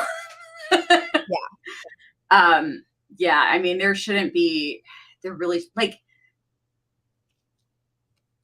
I mean, I don't know how, doesn't he have a lawyer like on retainer who's basically like calling him constantly and like camping out at his house saying, dude, what the fuck are you doing? Why are you talking to her?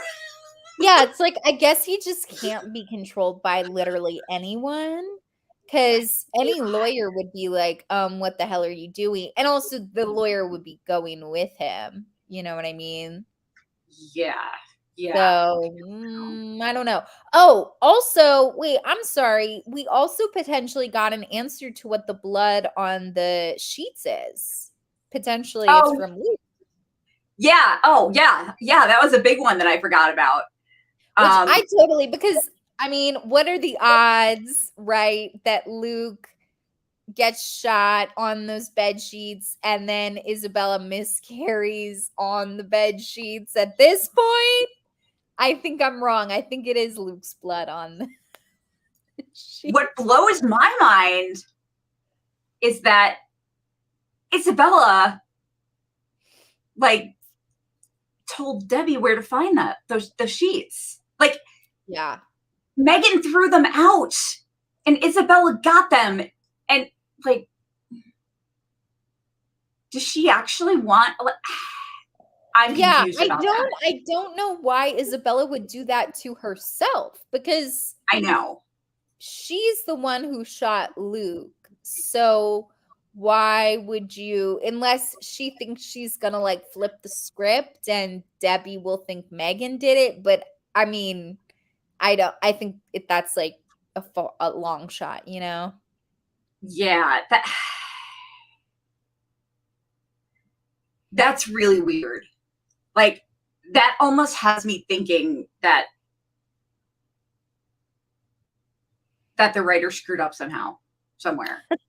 Do you Like, think that maybe Isabella wants, just like how, because remember, she told Debbie, like by episode 2 or 3, that it's Megan in the tape, because she doesn't want Debbie thinking like ill of her, essentially. Do you think in a way Isabella like likes this connection with Debbie and wants, I don't know, wants Debbie to know everything or something like that?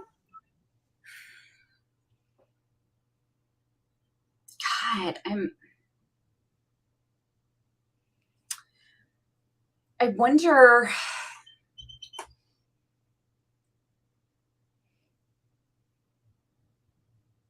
Man,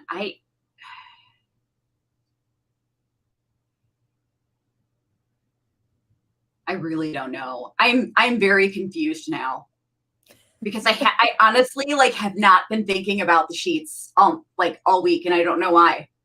I don't know why like I don't know why I wasn't thinking about it until you just brought it up.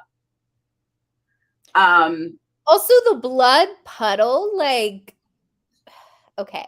The blood puddle like doesn't really add up for me because I felt like when we saw it, it looked like a stain, like like huge, like a huge stain. Which I'm like, I guess maybe, but I don't know. I just felt like the continuity of the stain might be a little messed up.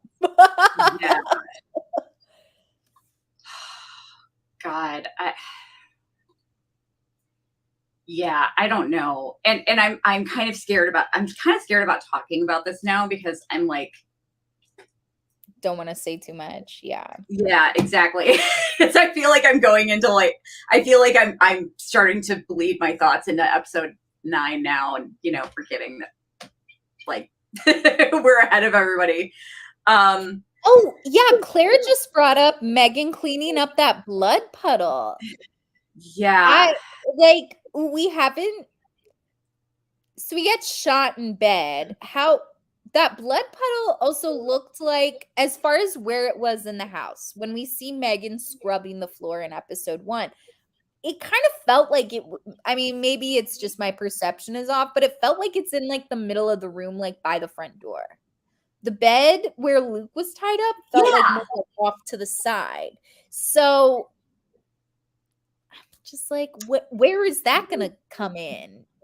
Like, yeah, no, I know what you're saying. and that was like a lot of blood. I mean, there definitely could be more that we haven't seen point blank, but there was like a lot of blood on the floor. So I'm like, where is that from? Why is it over there and not here? You know what I mean? Was there? Because I feel like I don't remember it being that much. I don't know. I mean, she kind of got it soapy. We saw it as there was already water on the floor, so I feel like it could make it look like. But it felt like she wasn't like scrubbing, like she was like.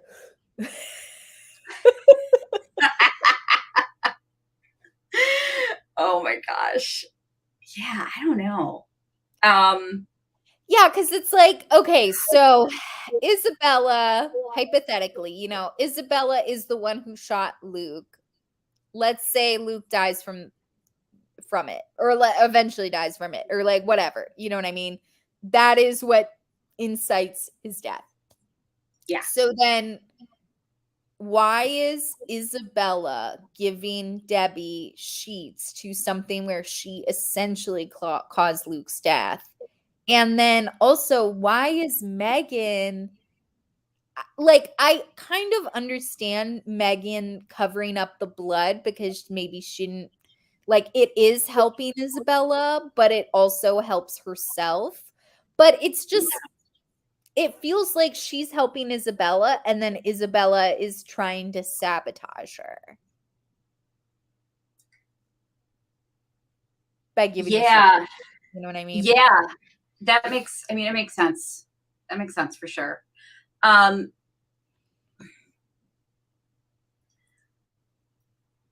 mean, I'll like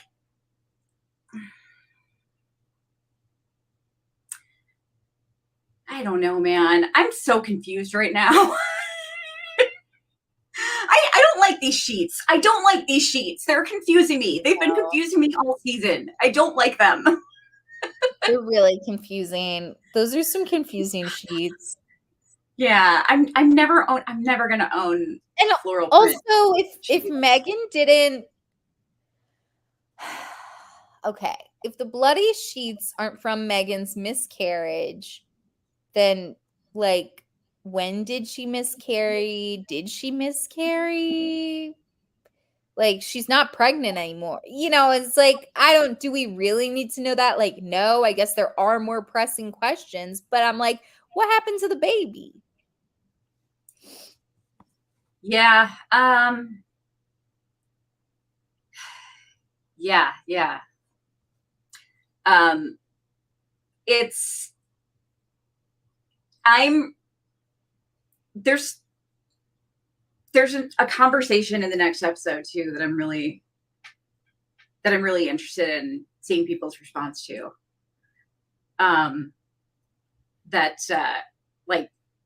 It was a conversation that I really enjoyed, and I'm eager to see how people respond to it. I can't wait. I can't wait. I'm wondering if it's going to be misinterpreted, or if it's like, because I have a feeling I'm worried that it might get misinterpreted, that it might get taken the wrong way. And I think it was a really good conversation. And I'm sorry. I don't mean to rub spoilers in people's faces or anything. I'm just it's just something I'm really excited about, that I can't wait to talk about. But yeah, I'm assuming, she could have had a miscarriage. I'm assuming that, my guess is she probably went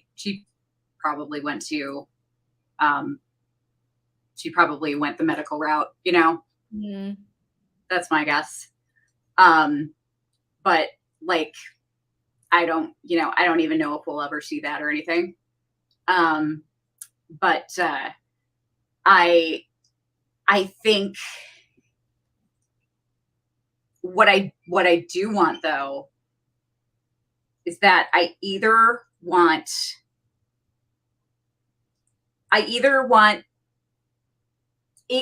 don't want to see a conversation with Debbie about it, or I want an intense conversation with Debbie about it, where it leads to her understanding why where she went wrong in her parenting. Yeah, I hope there's payoff to Debbie's character, because I think it's kind of easy to chalk her up to being a teen drama parent. And being well, that's kind of the archetype of a parent in one of these shows. But I really hope that's not the case, and that there is some kind of point or a reckoning for Debbie. That'd be very satisfying to see. Yeah, it would, because there's a really good opportunity there to show someone that's really complex, somebody that that means well, that just has just made a lot of mistakes, that just basically doesn't even realize they're making. Yeah, that'd also be very redeeming for all the teen parents of teen dramas past, and finally. I mean, it's bad, it's a good chance to show that bad parenting doesn't have to just be bad parenting doesn't have to make you a bad parent, if that makes sense at all. It doesn't. I mean, she's totally she's the parentification that has been laid upon Megan is just unreal, and it's going to it's already done, I'm sure. I'm sure it's already done a great deal of irreparable damage, but I mean, there's still if Debbie can understand where she went wrong and can communicate better with Megan and take a more parental role, then there's still hope there for a healthy relationship. And for Lily too. Yeah. Because she's not like, she's not the stereotypical bad parent who, who just doesn't give a shit, Right. Right. So it's a good opportunity for like, to have a really complex character that like could easily have a good redemption story, Yeah, I really hope they do have, even if my Munchausen's by proxy theory turns out to be incorrect, which would be a real shame. Um, I would love to see some payoff with Debbie being sick. What the hell is that about? We haven't seen Yeah. a lick of that since like the first episode. Yeah, I know. That's really weird. That's really So weird. strange. I also wonder if there's gonna be any more about Megan's father, or if that was just like a point. Oh yeah, the Megan finding her mom and dad. Yeah, the dad just like disappears, and I wonder if that was maybe just like a foil for them to develop the connection of like Megan and Isabella, because they kind of both have like dysfunctional parents. I think that But might have been. even still, it's like I wish he just like came back, since his daughter like got arrested and like almost got charged for a felony. Like, where the hell is Yeah. dad, you know? Oh my gosh. Yeah.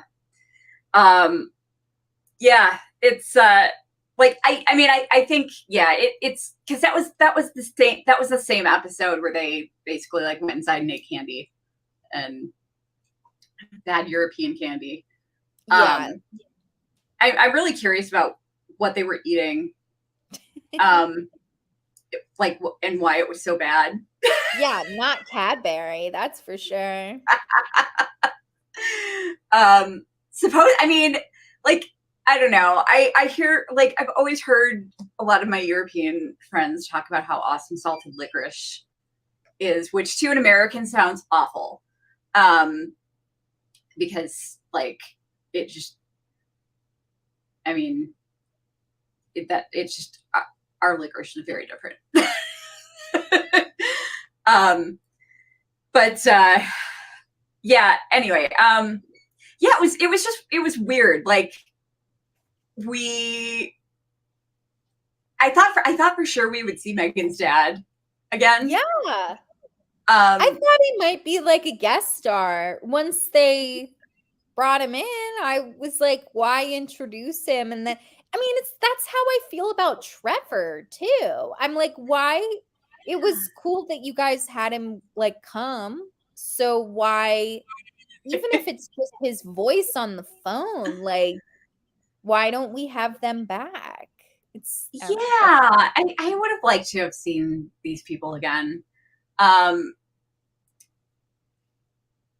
Yeah, and like I thought we might see Isabella's mom because like we heard her voice on the phone the one time. So I thought, like, why bother even having a voice actor if for that role if we're never gonna see her mom, So I thought like, oh, we'll probably see her mom at some point.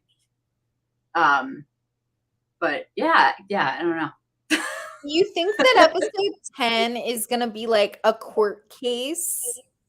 Or like, Maybe. are they gonna just like find the perp and like arrest him or her? Maybe. I don't Like, know. I wonder how the series is gonna like tie it up with a bow. You know what I mean? It's like, is someone just gonna get arrested for Luke's murder and they're like, well, case closed. You know? Oh my gosh. I don't know. It's I think what's gonna happen is that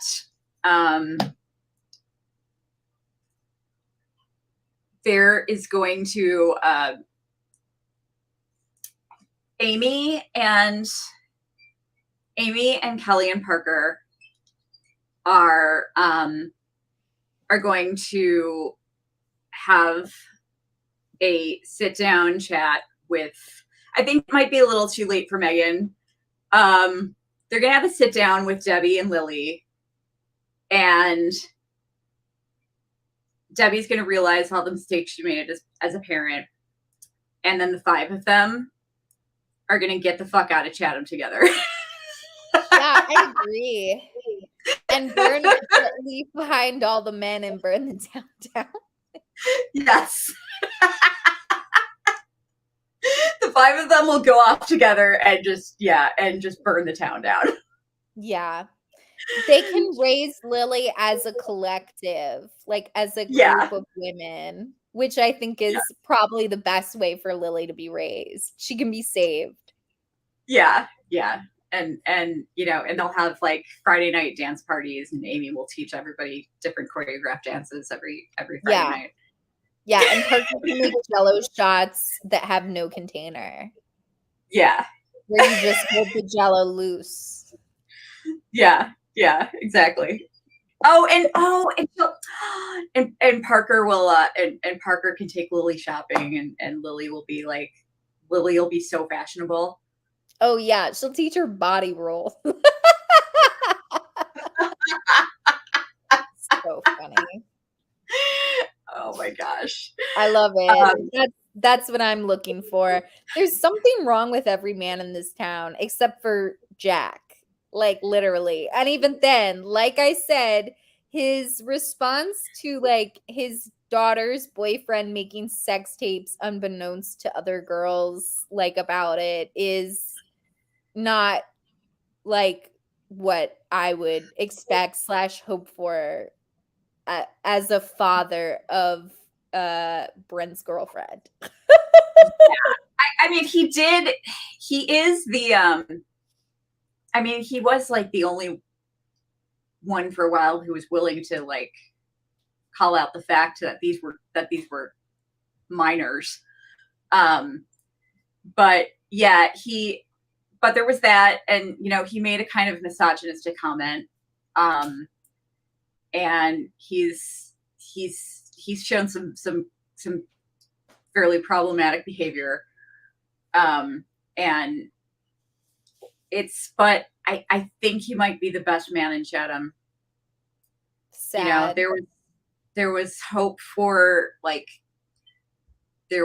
Jeff at one time, and that went down the toilet. And Jesus Christ, Luke might flushed. Also, did you notice where the footage from the party was? Mr. Narc Jeff gave them his camera footage from the party. Yeah. So not only did he rat Megan out for the fake IDs, but also he's like doing, oh, hello, Colin Bidet. Did I say that right? Probably not. Oh, hey. Colin Bidet. But hey, welcome. He's just like a total narc. Yeah, I know. Yeah, what is his deal? He's like, hey, I'm going off to USC. Is that where he's going? Mm-hmm. He's like, hey, I'm going off to USC. I'm getting out of here. Everything's good for me. See ya. Yeah, literally. I'm just gonna rat out everybody else. Like, what the fuck? What the hell? Oh my god! I hope. He was just way too like bitter and resentful about Megan and Luke getting together. Like it's just like a lot of him being like, ugh. And it's like, come on, man! Like at a certain point, you got to get over it. Oh my god! I know. Such a pouty little baby. I mean, I did feel bad for him at the party. Like, okay, now when I say I felt bad for him, you have to understand this was when Jeff still seemed like a sweet guy. Because he did seem really sweet. In the 1999 timeline, he seemed really sweet, like until like an episode or two ago, or maybe was this the first episode when he kind of seemed douchey in the 1999 timeline? Well, technically he tells Megan to get out of that picture. Yeah. Yeah, that was so weird. In like the second episode, but then let's see, and then I think it's not until like episode 4 or 5 where he's like a dick in summer 1999. Yeah. Oh, yeah. We're actually I actually just started like trying to get the Reddit going today.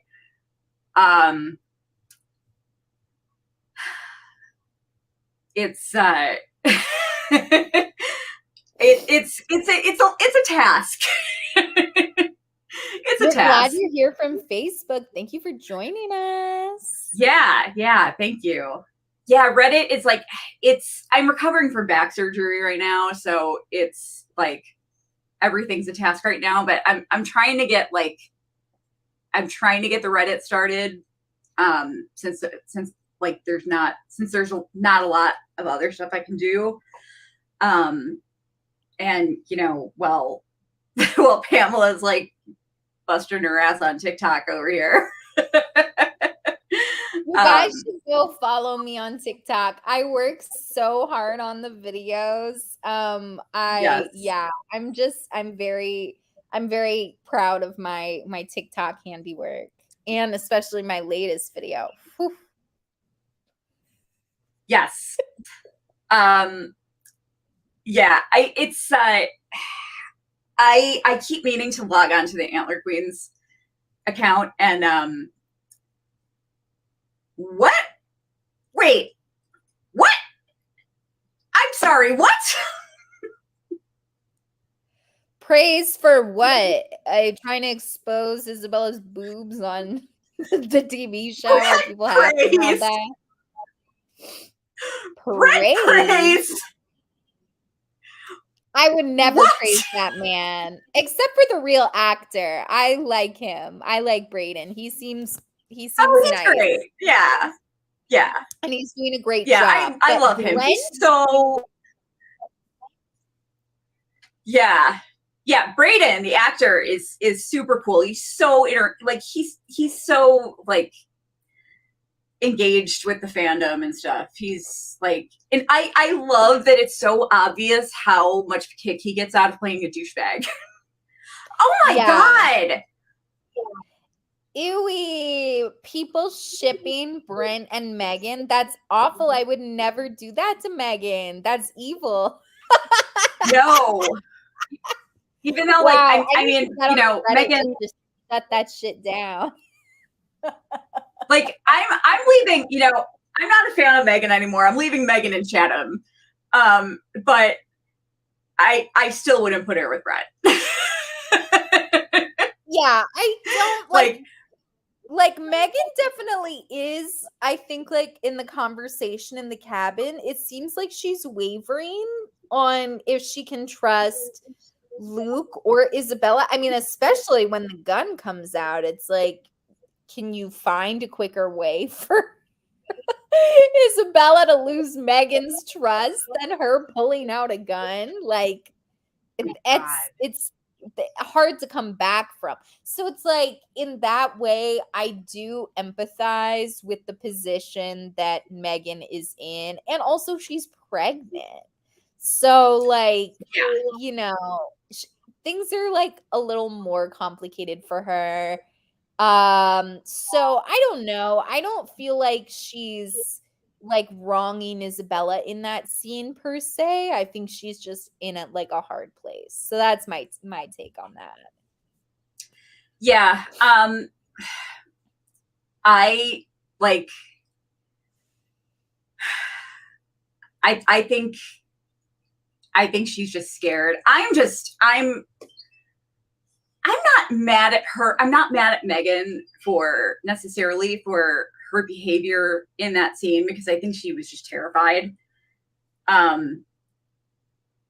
But I'm leaving her in Chatham because of her whole ass backward plan to bring Brett. I'm even confusing their names now, to bring Luke to the cabin and tie him up and drug him. Yeah, that's an awful plan. Like, I mean, I was thinking they could like beat him up, but like,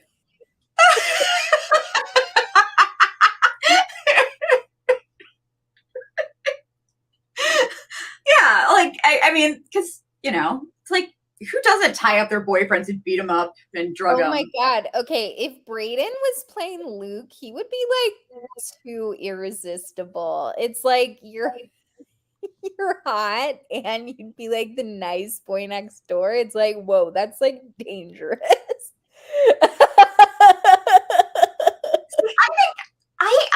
I think Griffin Luck is actually I think he was really well cast in that role. Yeah, I think he's a good fit, especially like I don't know, the stuff that's coming, you know? Yeah. Yeah. Yeah, I just I think he like I think they were both really well cast actually. I think everybody was really well cast in the show. I think they did I think they did a really good job. We got to get the casting director on this show. Yeah. Let's get on that one too. But it's I can't think of anyone that they could have done a better job with. No one has had like a weak performance, and I'm really like I'm not trying to like humor the show or anything. Like the actor who played Ned, stellar job. I think the actress who's Debbie and Steve is killing it. Debbie's killing it. Our leading ladies are fabulous. Like Griffin kills it. Like even like Tim, Eric, like all of our like main like background supporting characters are great. The actor who plays Jeff is so good. Yeah. I like they're all and they're all like parts like roles like Jeff's character, for instance, isn't what's the actor's name? Niall. I'm drawing a blank on his last name now. His first name is Niall.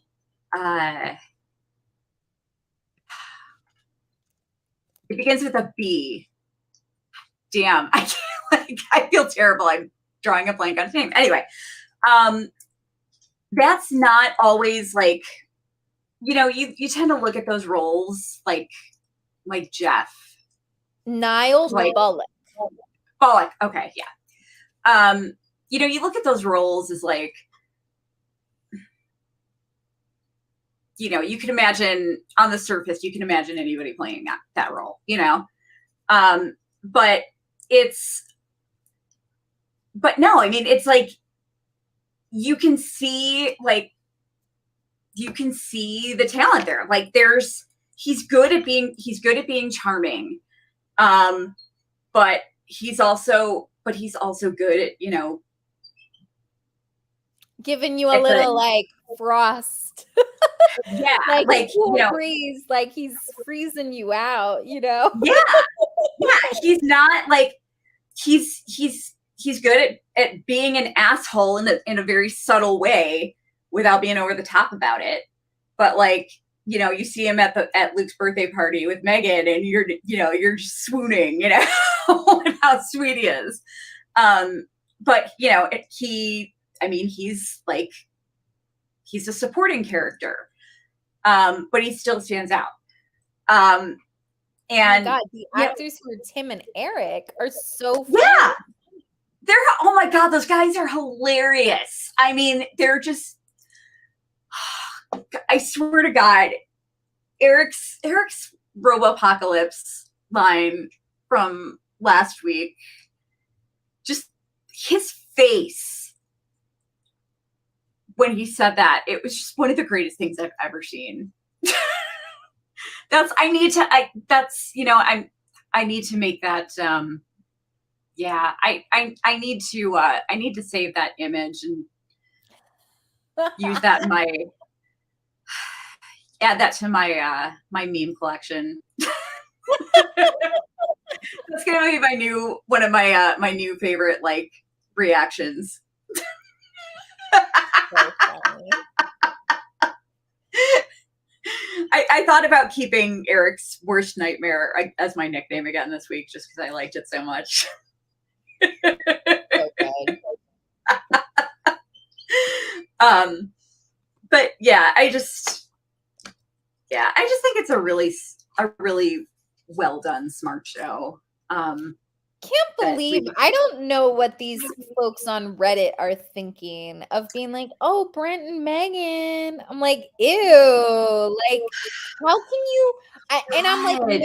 maybe now that they saw this week's episode, they'll be like, oh, never mind, redacted. Like, I'm gonna. I'll give them the benefit of the doubt. If anyone's saying it after today, Monday, July 17th, 10 p.m. Pacific time, then I'll be like, what are you thinking? Okay. I just found a post.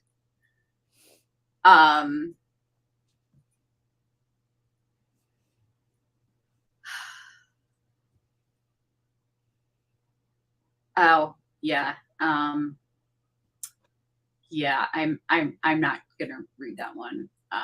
There was some stuff in that, but never mind. There was some bad stuff in that one. We won't talk about it. But yeah, it looks like people actually are shipping them. Wow, that's so weird.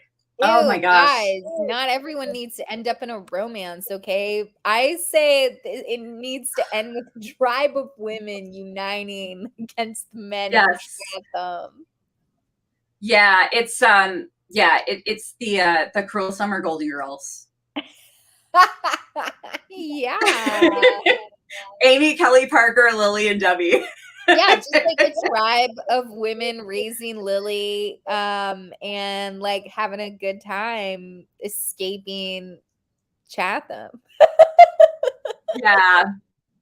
Yeah, that's what I'm going for. That's gonna, yeah, I want a Cruel Summer season 2B. Yes. Where it's like the Cruel Summer Golden Girls, like, I don't know, 20 years into the future or something. Oh, yeah. I would love to see like Cruel Summer just do like, you know, like one-off episodes, even if they did it with season 1 and or season 2, and are like, oh, 10 years later, this is how everyone's doing. I would like love to see that. Wouldn't it be cool? Oh, go ahead. No, how cool would it be if they had a season where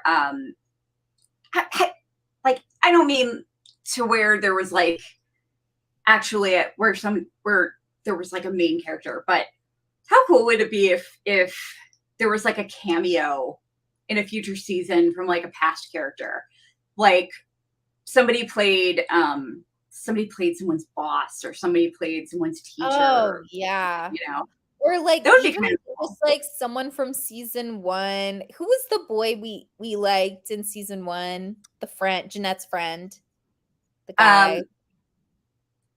Oh god, I'm drawing a blank on his name. I'm totally drawing a blank on his name. I can't think of it either. But like maybe he could, what's that?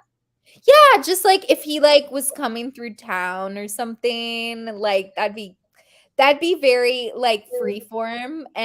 But I would love that. Or he's like tutoring someone's younger sibling or something, and like they're getting ready to go out with friends, and their friend comes over, and you just see him like tutoring their younger sibling. Oh yes, they're like, oh yeah, that's so and so. They're someone's math tutor. Like, I don't know. That would be kind of cool. Yeah. I would love that. I always think about with Megan, I'm like, how do you come back from all this like horrifying and like tragic stuff happening, you know? It's like, how do you Yeah. like, I mean, we're seeing her like 1 year, I mean, not like a year into college, but actually, yeah, I guess summer 2000, that's been her first year, right? Yeah. She would have done her Yeah. first year at college. It's interesting we like never hear her talk about college. Like, Yeah, not that I because I mean, think anything of that, but like when I came home from college, that's like all I talked about. she must be like,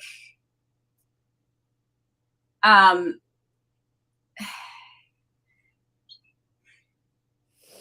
but I mean, I don't know. Yeah, we don't hear her. But I mean, I assume that like, I assume she's in college, right? Yeah. Yeah, I don't know. I'm kind of confused by that whole thing. There's a lot I'm confused about. Because it's in Oh the 2000s timeline that she loses the scholarship and she like mourns right. that, you know? So she wouldn't Oh be yeah. upset if she wasn't in college, you know? Yeah, that's I right. just think it's Yeah. kind of strange that we don't really hear her talk about any of the stuff that she was so excited to get to, or even like how does she deal with like going to college during like in the middle of all this like Luke drama, you know what I mean? Like surely other people see it on the news, or like, you know, do Yeah. you bring it up, do you not bring it up? Like I'd love to like see that. Yeah. Yeah. It's so funny because the timelines, the multiple timelines on this show confuse me so much sometimes. Yeah. It's really funny because I'll get really confused about why why the characters are reacting a certain way to something, um and I'll be like, oh yeah, that's right, because this hasn't happened yet or something, it's like I keep confusing myself. I don't know. Yeah, remember when I was like, "Oh, yeah, well, like Megan and Luke, like, so that was the first time they had sex." And then I was like, "Pamela, she's in the sex tape." I was like, Yeah.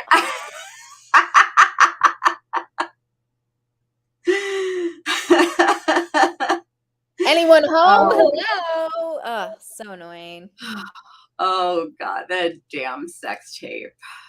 Oh, I am just like, My jaw dropped when Luke was like, "I made it." Also, okay, do you think that Isabella knew any of this? Because she really was like prompting him. And I feel like she either suspected or knew the answer.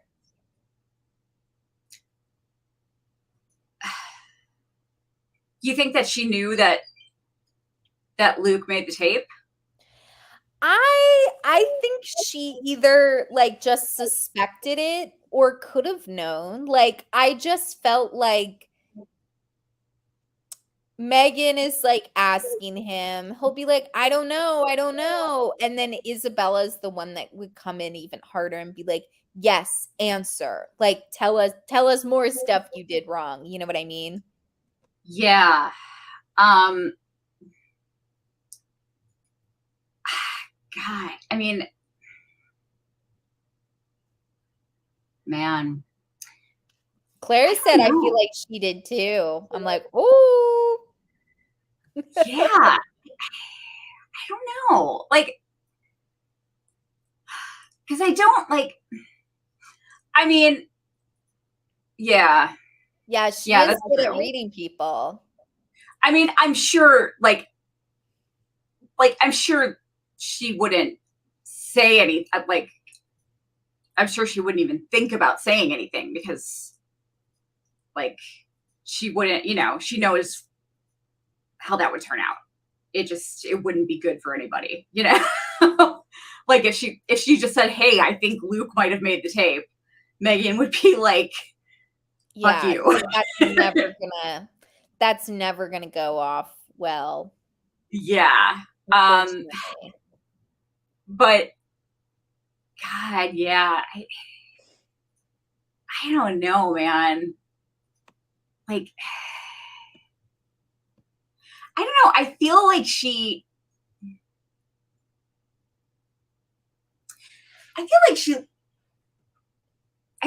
would have been a little colder toward him if she thought he was capable of that. You know? Okay. I don't know, because it's like, but maybe she was making an effort for Megan's sake. I don't know. God, that's hard. Yeah, that's a tough one. I don't know. I mean, We shall see. I still want to know why. Okay, I still want to know why she was going through Brent's drawers. Yes, I agree. Also, I did a poll and people agree with us that like the reason she picked Chatham, it's sus.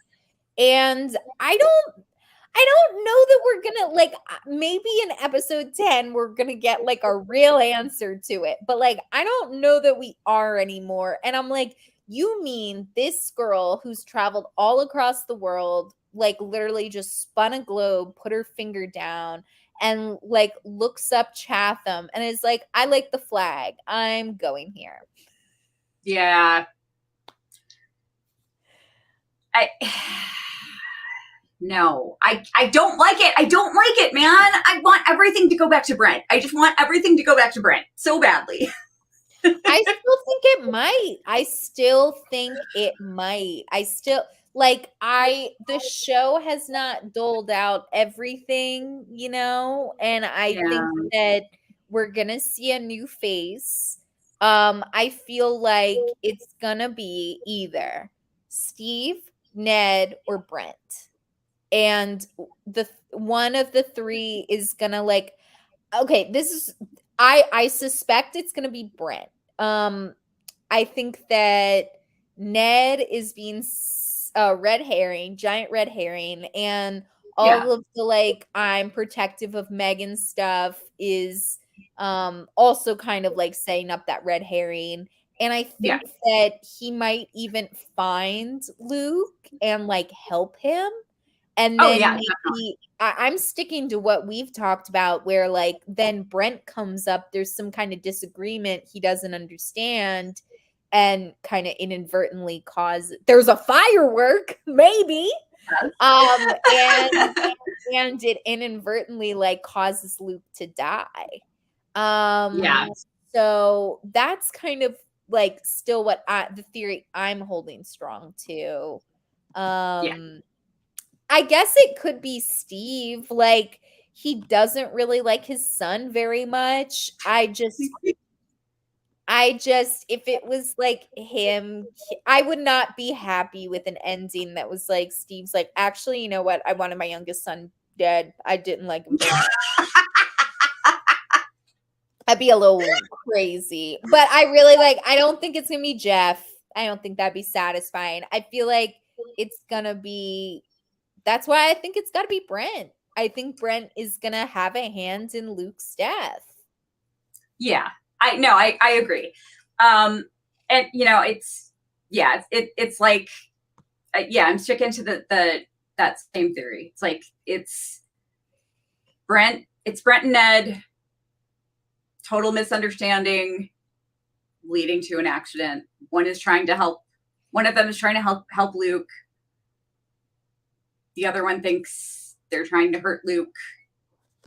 So they try to step in. Now I kind of feel like, you know, Ned might find Luke or something. And then Brent comes to the cabin, I don't know, for whatever reason. Maybe even he goes, takes Parker there, leaves Parker in the car. Because I'm like, that Parker took that information to the sheriff. I'm like, maybe Yeah. we just haven't seen something. There's a scene we as an audience have not seen, but maybe Parker witnessed something kind of sus also and has been keeping quiet. Yeah. So like, let's say he like is driving Parker. They're gonna like get back to.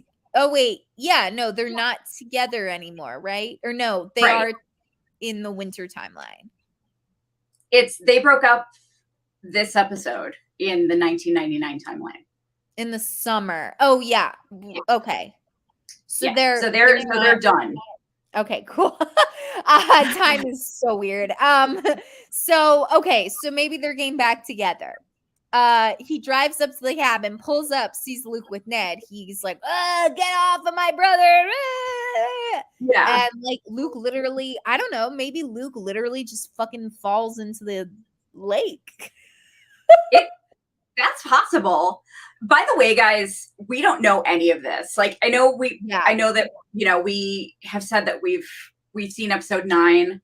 All the stuff that we're talking about, we haven't seen any of this. Yeah, it's all speculation. Like, I mean, they're going to save all of that for the final episode, which we may not see until the last episode. Which we may not even get access to until everybody else does. I have no idea. Because a lot of times shows won't do screeners for finales. So I don't even know if we'll get that. We didn't know if we were going to get episodes 8 and 9, but we did, which was very exciting. But yeah, we have not, we still don't, all of this is just speculation because we have not seen it yet. So, this is just, this has been our theory for a while now. That it's, and a lot of it, like, and I think we both kind of picked up on this, based on the behavior, of Brent and Ned. Yes. In that episode. Was it last week's episode? Or was it the week before? Yes. Last week. Okay. And you know what? I noticed a lot of other people saying the same thing, is that actually, I think I saw someone, I don't think it was us, but some other account did a poll of like, who was acting the most sus last episode? And everyone said Megan. I was like, well, you're wrong. I'm like, well, that's not the right answer. So no, definitely not. No, the answer's Brent. And Brayden kills it in that role and is super fishy. And I feel like, he's got a card up his sleeve. Also, if Ned booked it out of town, right? Because they couldn't find him in the 2000s timeline.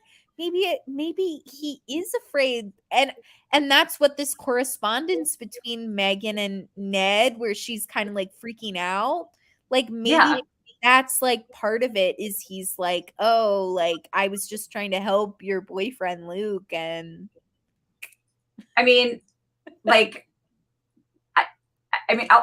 Brent probably tipped him off. Ned, yeah. But do you think he would? Because I feel like he would be. See, I don't know. Who would he want to pin? I guess maybe he wants to pin it on Isabella. I think he does. And I think that, like, because Brent did not seem like he wanted to be there when they were at Ned's house. And like, it just, the way they were both acting just seemed so weird to me. And I feel like I just feel like they have this secret between the two of them. And I feel like Brent, if it went down this way, I feel like Brent could have tipped him off. And he's not going to feel bad for doing that, because like Ned didn't really do anything wrong. Right. So So I could see that happening, and so Ned would be able to get the hell out of town. And also Isabella rejected his advances, so he's like, all right, well, now you're gonna go down for murder. But oh yeah, Clara feels the same way. But okay, I'm sorry. One problem that I had though with this episode, like, I'm sorry. She really like just watched his fingers that closely that she like memorized the security code.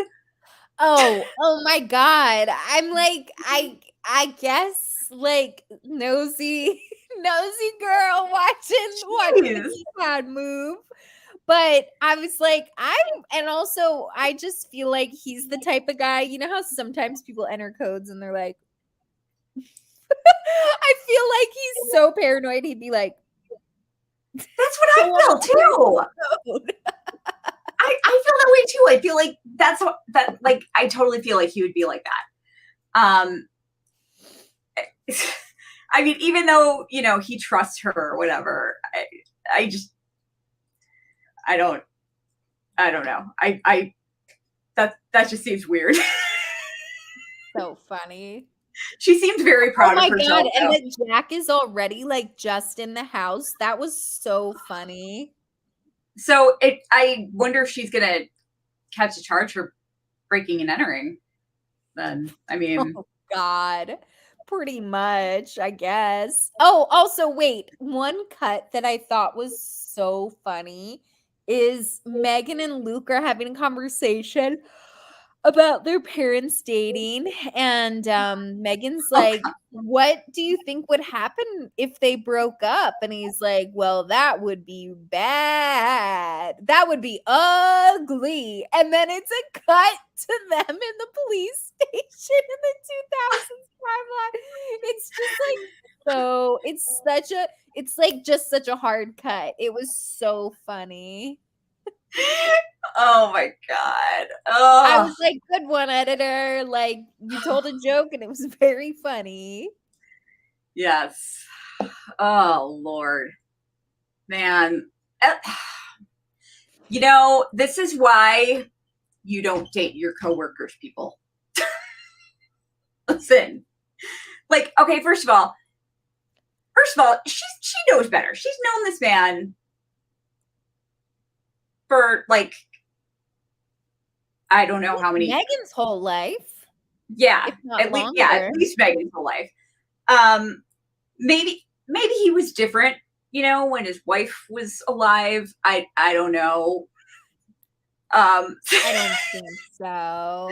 I bet he was a philandering man. He called his secretary sweetie. If that's not a man who's cheating on his wife, I don't know what is.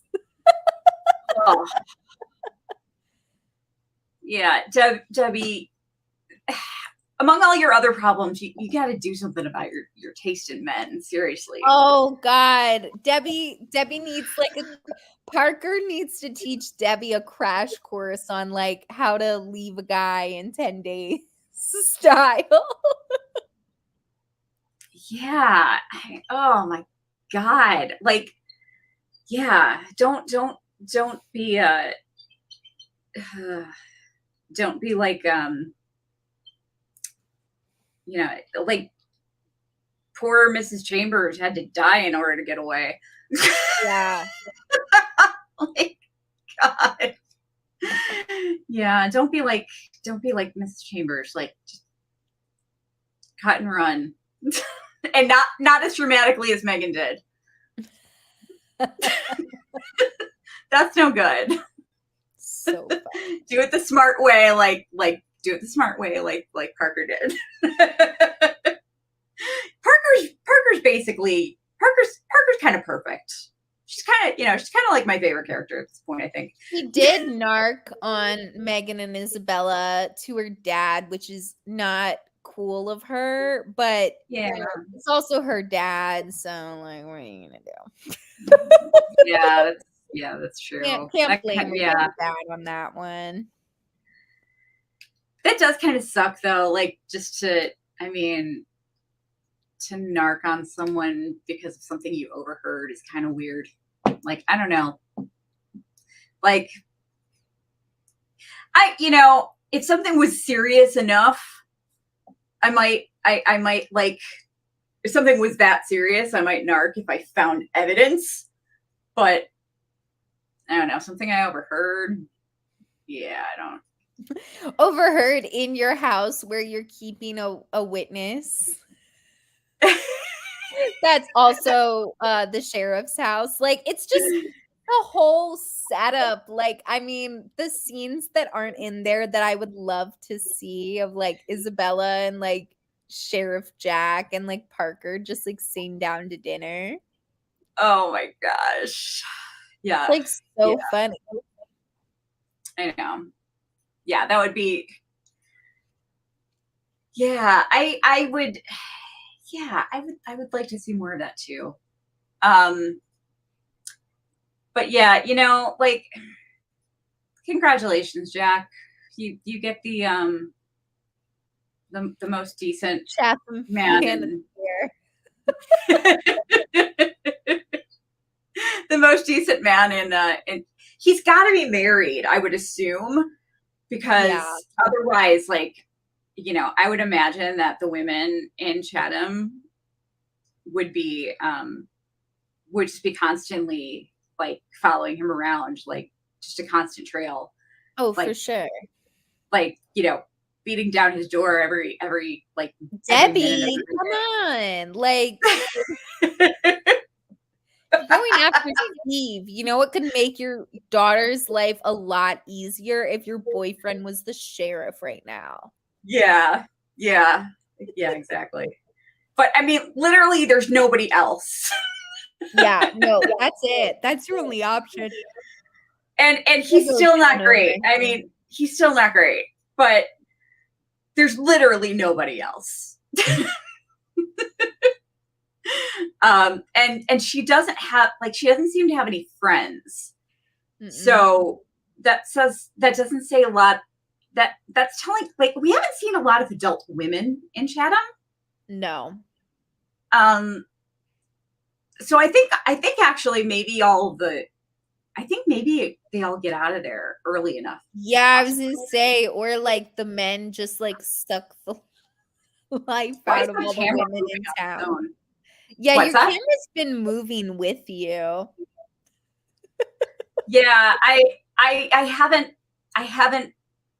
I'm still getting the settings right. I thought I turned this feature. Okay, so like my old camera was a piece of crap, and I finally like got this new one, but I keep trying to turn the tracking off because it's got auto tracking on it, so it follows me. Yeah, it's been doing it. But it's I keep meaning, like, I keep trying to turn it off because it's really annoying if you're just like, if you're not planning on moving around, because then it's like every little movement it tries to follow you, and it's weird. But I turned it off, and I don't know why I'm still fiddling with it. I'm sorry, guys. I'll get there. But oh my God, I can't believe like we've gone as long as we have just bullshitting. But thank you. Like, thanks for sticking around with us this long. This time was all Cruel Summer for the most part. We didn't even talk that much about glitter this time. I know. Guys, I am going to like, because I feel like so, I don't know how, I'm really curious about this. Leave a comment if you're comfortable with this. Leave a comment, like with your age or like what year you graduated high school or something like that. Because I'm just curious as to what like approximately what age our followers are, because I feel like I'm older than most of our followers. Oh, really? I don't think you are. I don't know. I feel like I'm always older than everybody. But I feel like watching the show. I feel like people would get such a kick out of seeing some of the stuff that that I remember being really popular in the time period in this time period that I actually used to wear. So I might pull up pictures if I can find them. Our Instagram is 72% women. Our majority age demographic is 32% 25 to 34, 26% 35 to 44, and almost 20% 18 to 24. And I would say the majority, as far as cities, are in Los Angeles, apparently, but Wow. only 8.7%. Gotcha.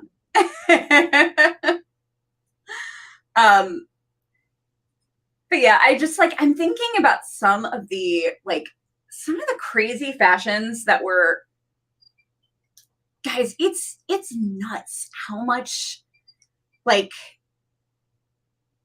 I've never seen anything like this. Like, okay, when I remember in the late 90s when like there was a big kind of 70 like this like there was a big 70s revival. Like the 70s was trending in fashion and music and everything.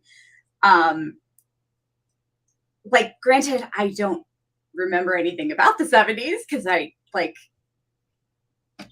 but I mean, this is weird. Like I am the clothes that I'm seeing people wearing and like stuff that's trending isn't just reminiscent of stuff that I used to wear. It's like carbon copies of shit that I wore. Yeah. Like it's freaking me out. Yeah, no, some of the Y2K styles, like I have seen some stuff that's like, remember like the low rise everything? I feel like I've seen a lot of like the tracksuits that maybe would have been low rise in like 2002, but now they're being remade now, and it's like the same idea, but they're not they're not cut like that anymore. But like Yeah. that'll be like pretty much the only, like it does feel like some of the like the new Y2K stuff in general slash like the 90s trends, especially like the thrifted 90s trends stuff I see is all, I mean, obvious, like if it's thrifted, it's gonna be like exactly that too. You know, it's gonna be not even like recut. It's but yeah, no, I feel like a lot of it is quite literally like the styles of the 90s and the Y2K. I mean, there was a dress. It was like it's my favorite dress. Back when this was actually, I mean, because it's like everything. I mean, we're very heavy in the Y2K, but I mean, Y2K is especially trendy. But I think like all of 90s is kind of trendy right now. So like back in the mid 90s, I think there was this dress. It was my favorite dress that I wore. It was this baby doll dress. It's a square neck. It's really short. It's kind of like this ditzy floral print. I was obsessed with this dress.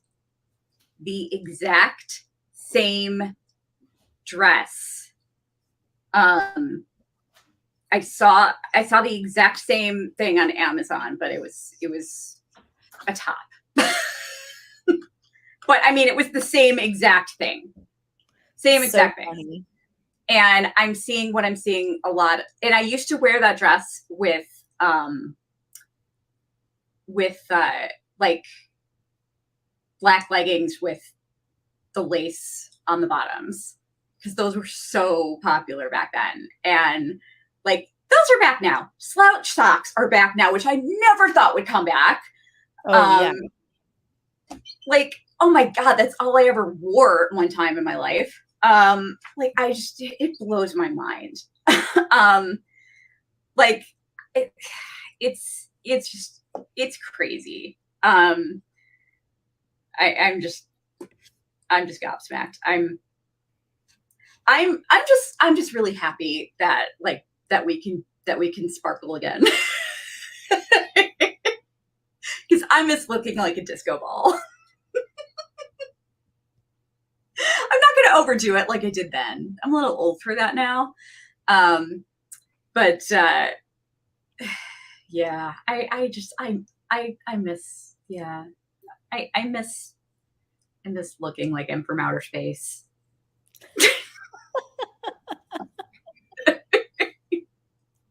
So but yeah, and I'm probably not going to be wearing silver pleather pants anytime soon. Oh my gosh. I rocked the hell of them back in the late 90s. That's amazing. Yeah. I got them from Express, and they were pretty awesome, but I would not wear them today. I wore them with a red sparkly tank top, and red sparkly shoes with clear heels. Oh my God, you really were just trying to be a cyborg early. I was. Yeah. I was. What can I say? Kelly in her iRobot era. Yeah. Yeah, and those oh God, I loved those shoes. They were basically like Dorothy's Ruby slippers, but they instead were like chunky platforms, and the platforms were basically like clear. Oh my God, that sounds great. Yeah, it was pretty awesome. But yeah, I can't believe we've gone this long. I gotta go rest my poor back before my doctor comes on here and yells at me. Quick, before Kelly's doctor gets on our share link.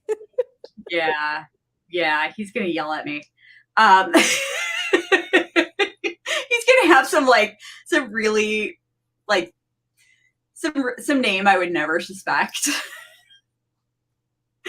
Like Dirtbag Dilf from last week. That's your doctor. Yeah. Dirtbag Dilf wants to come on the chat, and it's my doctor. Yeah. Or he actually has been passionately watching Cruel Summer. He's like, Debbie is my MILF 420. Oh my God. Oh, that's so funny. Yeah. Sorry, Dr. B, if you're watching this. I apologize. I'll do better, I promise. Yeah. So we should probably call it. But thank you guys so much. Like, I can't believe so many of you hung in with us this long. It means so much to us. Thank you, sincerely. You guys are awesome. Like, I have so much fun. Like, half the time we're just like talking nonsense, but it's like it's just fun. It's like you're just, sitting around talking with friends. And yeah, I hope you guys are enjoying this. If you have anything you want to see from our account on really any platform, like if you have any feedback for my TikTok or Instagram, let me know. If there's anything you want to see on the Patreon, let me know. Yeah, we appreciate it so much, because when we started these lives, we literally thought no one was gonna show up, and we're like, okay, like no one's gonna be here, so we'll we'll just see like what happens. And like that we've continually had this great turnout has been so fabulous and rewarding. And like we're just very grateful. Yeah, we are. You guys are awesome.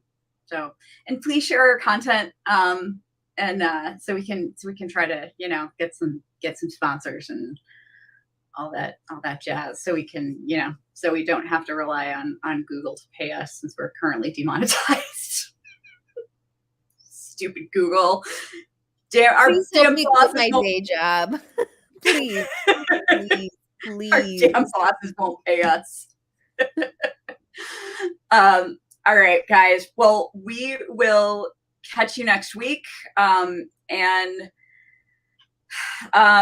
tomorrow we are, we'll be putting up our recap for this episode, as usual. So look for that. And 2 more episodes to go.